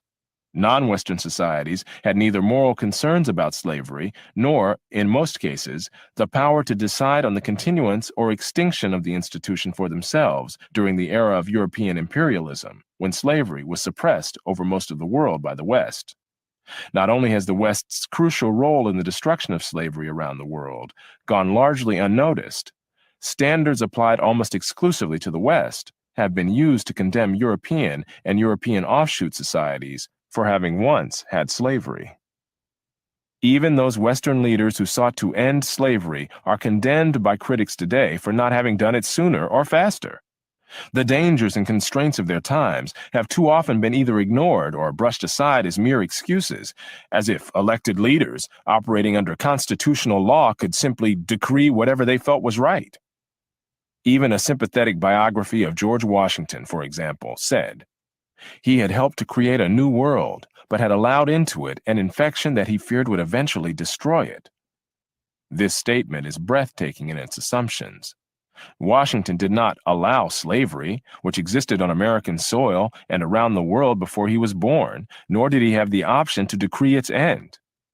Even to have made slavery a public issue at the time would have accomplished nothing except to jeopardize the survival of a fragile coalition of newly independent states. Yet, this man, who contributed more than anyone else to the introduction of free republican government in the modern world, is widely seen as being under a moral cloud, as if he had chosen to introduce or abet slavery. Washington's actual behavior illustrated what Adam Smith had said decades earlier in his theory of moral sentiments, that a man prompted by humanity and benevolence, when he cannot establish the right, will not disdain to ameliorate the wrong. Abraham Lincoln, who took advantage of a military conflict to stretch his powers as commander-in-chief to the point of issuing the Emancipation Proclamation, has been downgraded in the post-1960s world for not having done it sooner, more sweepingly, with more fervent moral rhetoric, and with affirmations of the equality of the races thrown in.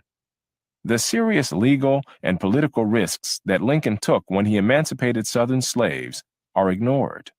There was no groundswell of public opinion, even in the North, for freeing slaves.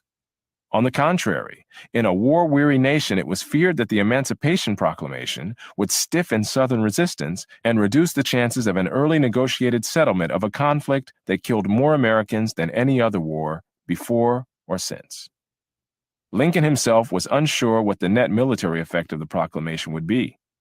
Yet, military necessity was the only rationale that had either a constitutional basis or a political chance of being accepted. Those in later times who judge only by words may be disappointed that Lincoln did not make a ringing moral case for emancipation. But seldom, if ever, do they ask whether they would have made the proclamation more likely or less likely to survive both constitutional and political challenges. Despite Lincoln's mastery of moral rhetoric, some consider his Gettysburg Address the finest speech in the English language. The Emancipation Proclamation was written in such dry and dull language that it has been likened to a bill of lading.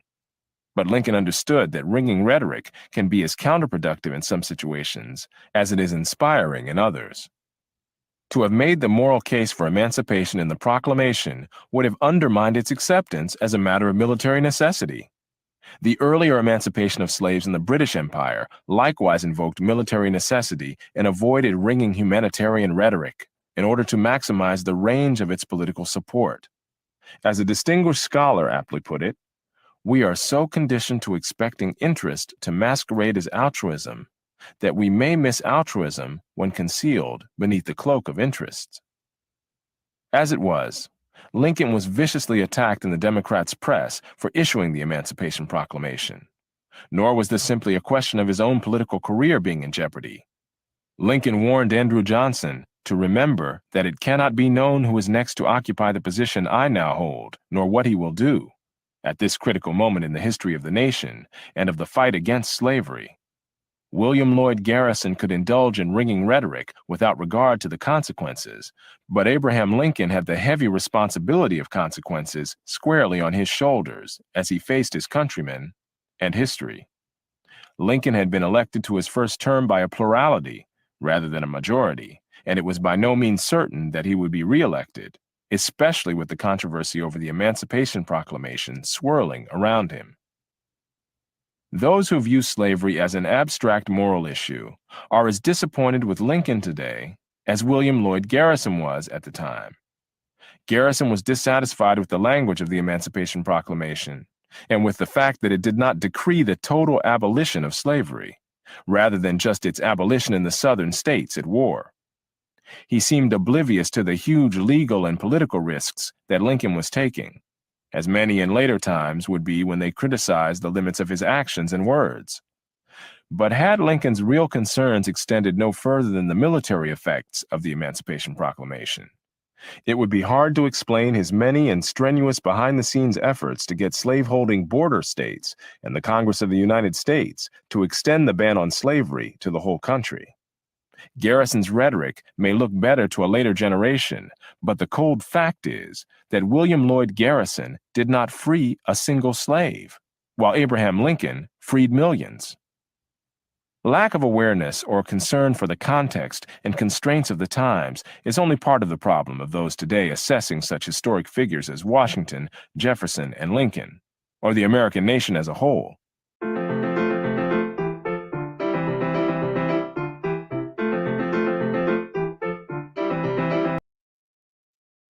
All right. Got one more to go. Yeah, I think I like, I'm kind of like you, Captain F. I like to kind of be a man of mystery, if you will. So, but I don't run into too many people on my birthday. I do know one of my best friends actually has a birthday right near mine, but not exactly on it. He's a little older, but yeah, we'll do something for our birthdays this year, and then everybody can be amazed. All right. Important lessons from history. And then we'll be doing our special outro. So stick around for the special outro, please. You'll really enjoy it. Here we go. No small part of the distortion and confusion about the history of slavery comes from attempts at scoring points about the past or using the past to extract concessions or largesse in the present. Non-Western slaveholding countries, past and present, from whom no reparations or other concessions are even remotely to be expected, are passed over in silence by the most vocal critics of the West. Scholars have long known that slavery was a worldwide institution, going back thousands of years, though that has not led them to provide comparable coverage to slavery outside of Western civilization. One scholar whose study of slavery encompassed Islamic as well as Western countries observed, "Slavery has been a common feature of human history, appearing in nearly every part of the world." Though his own study did not extend across the vast reaches of Asia or to the Polynesian islands. Another scholar, distinguished for his studies of the Atlantic slave trade, declared, "Slavery until recently was universal in two senses. Most settled societies incorporated the institution into their social structures, and few peoples in the world have not constituted a major source of slaves at one time or another." Despite such common knowledge among scholars, the version of the history of slavery more commonly depicted to the general public, as well as to students in our schools and colleges, is more along the lines of Roots or other similar productions.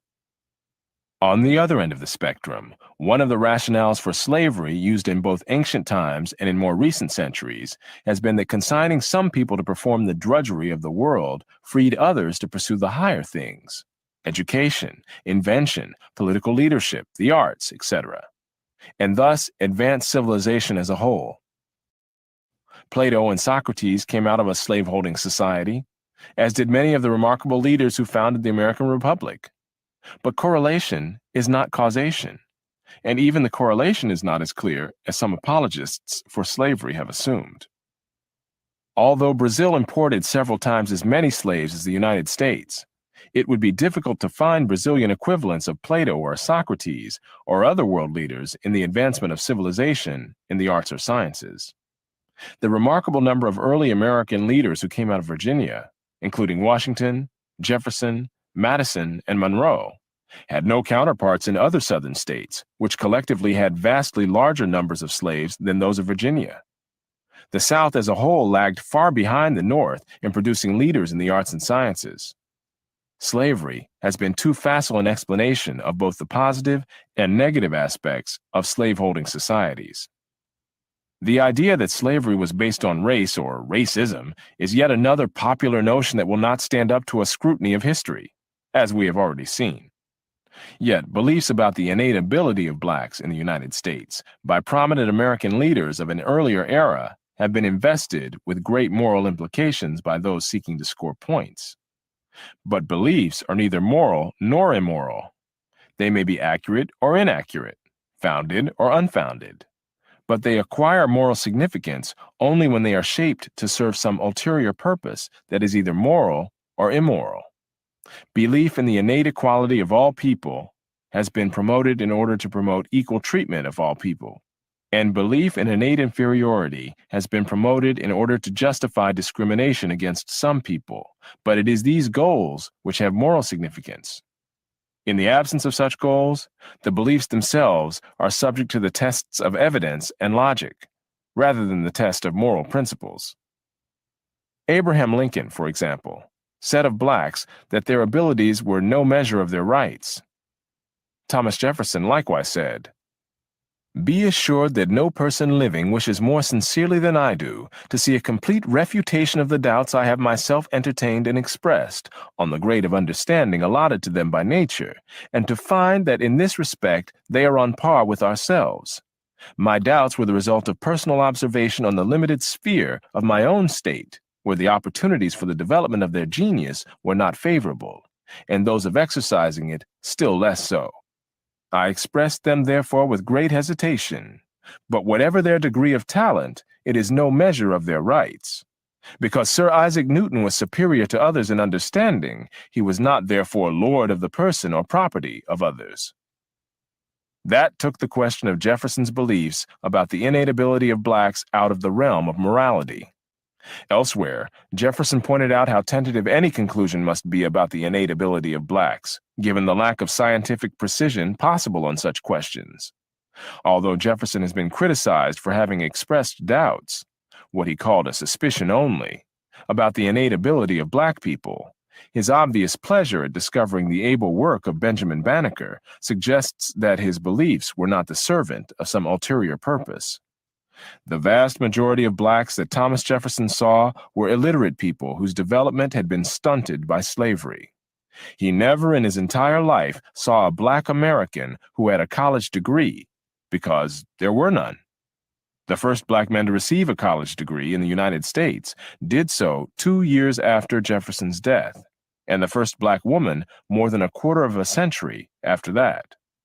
As Jefferson himself realized, his observed sample of black people was inherently biased by time and place, which is an empirical deficiency of his circumstances, rather than a moral choice of his own. Others, however, used their belief that blacks were innately lacking in ability to justify, for example, forbidding the teaching of blacks. Frederick Law Olmsted's response to the claim that blacks were no more capable of being educated than animals were was to ask why there were no laws forbidding animals from being educated. The very need for such a law undermined the belief that was used to justify that law. Again, the moral significance of a belief derives from the purpose to which it is put. Otherwise, there is only a question of assessing the logic and evidence behind the belief. That quote is epic. That is an epic quote right there. While facts about slavery are essential, we need more than facts. Indeed, one of the principal uses of facts is to gain some sense of causation, some explanation of why history unfolded as it did. In the case of slavery, it has been too readily assumed that resistance to emancipation in 19th century America was based simply on the economic interests of those who owned slaves, when in fact, abolitionists were hated even in states that had outlawed slavery, and emancipation was feared even by white Southerners who owned no slaves, who were a majority of white Southerners. When slavery is viewed in worldwide perspective, still more common beliefs crumble when confronted with the facts of history. The truth should need no apology, but the truth about the history of slavery is urgently needed for reasons that go beyond historical accuracy. Both the present and the future are at stake when we look at the past. What lessons we draw from that past depend on whether it is viewed narrowly or against the broader background of world history. From a narrow perspective, the lesson that some draw from the history of slavery, automatically conceived of as the enslavement of blacks by whites, is that white people were, or are, uniquely evil.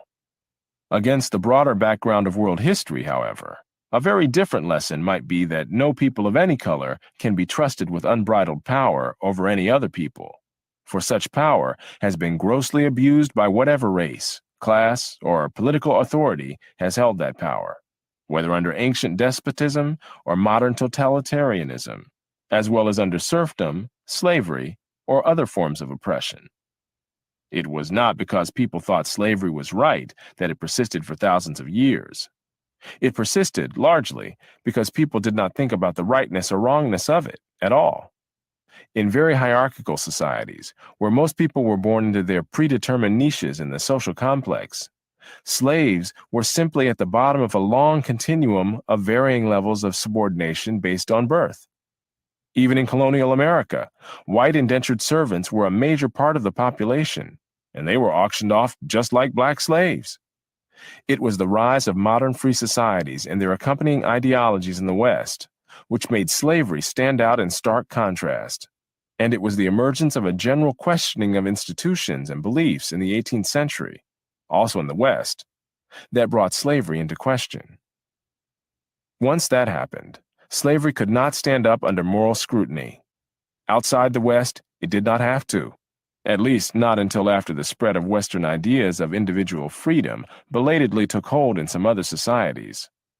That such an institution could last so long unchallenged on every inhabited continent is a chilling example of what can happen when people simply do not think.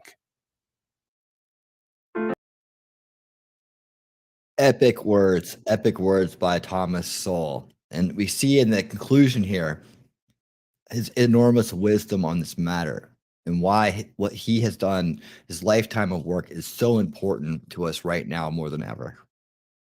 And now you guys know why this program is so important and why Thomas Sowell is one of the fathers of solution culture.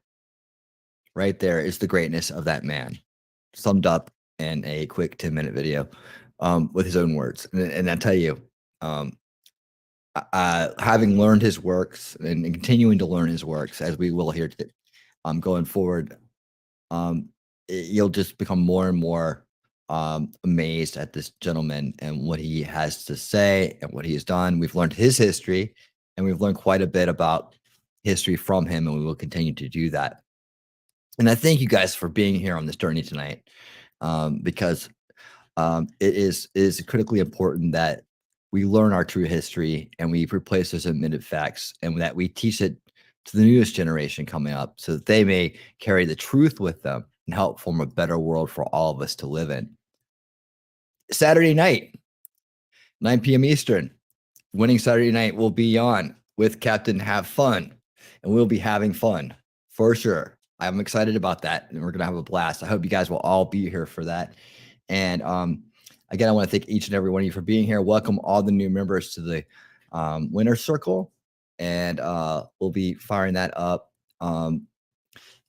as we go along. But I do appreciate the support, especially now more than ever. It means a lot. It does mean a lot, and I appreciate each and every one of you that are part of this thing we're doing called Solution Culture here on this channel. So, as promised, here's the new outro, and like I said, I think that it really does illustrate how important Thomas Sowell is to many people. Now, I could have made this video about 3 hours long just with what you're going to see come up on the screen. But you know, I think that what's going to be said here goes a long ways to why this stuff is important. So I hope you all stick around and watch it. Guys, thank you so much for being here. Let me get this up on the screen. Okay. And hey, and guys, until next time, you know what we say, keep on winning.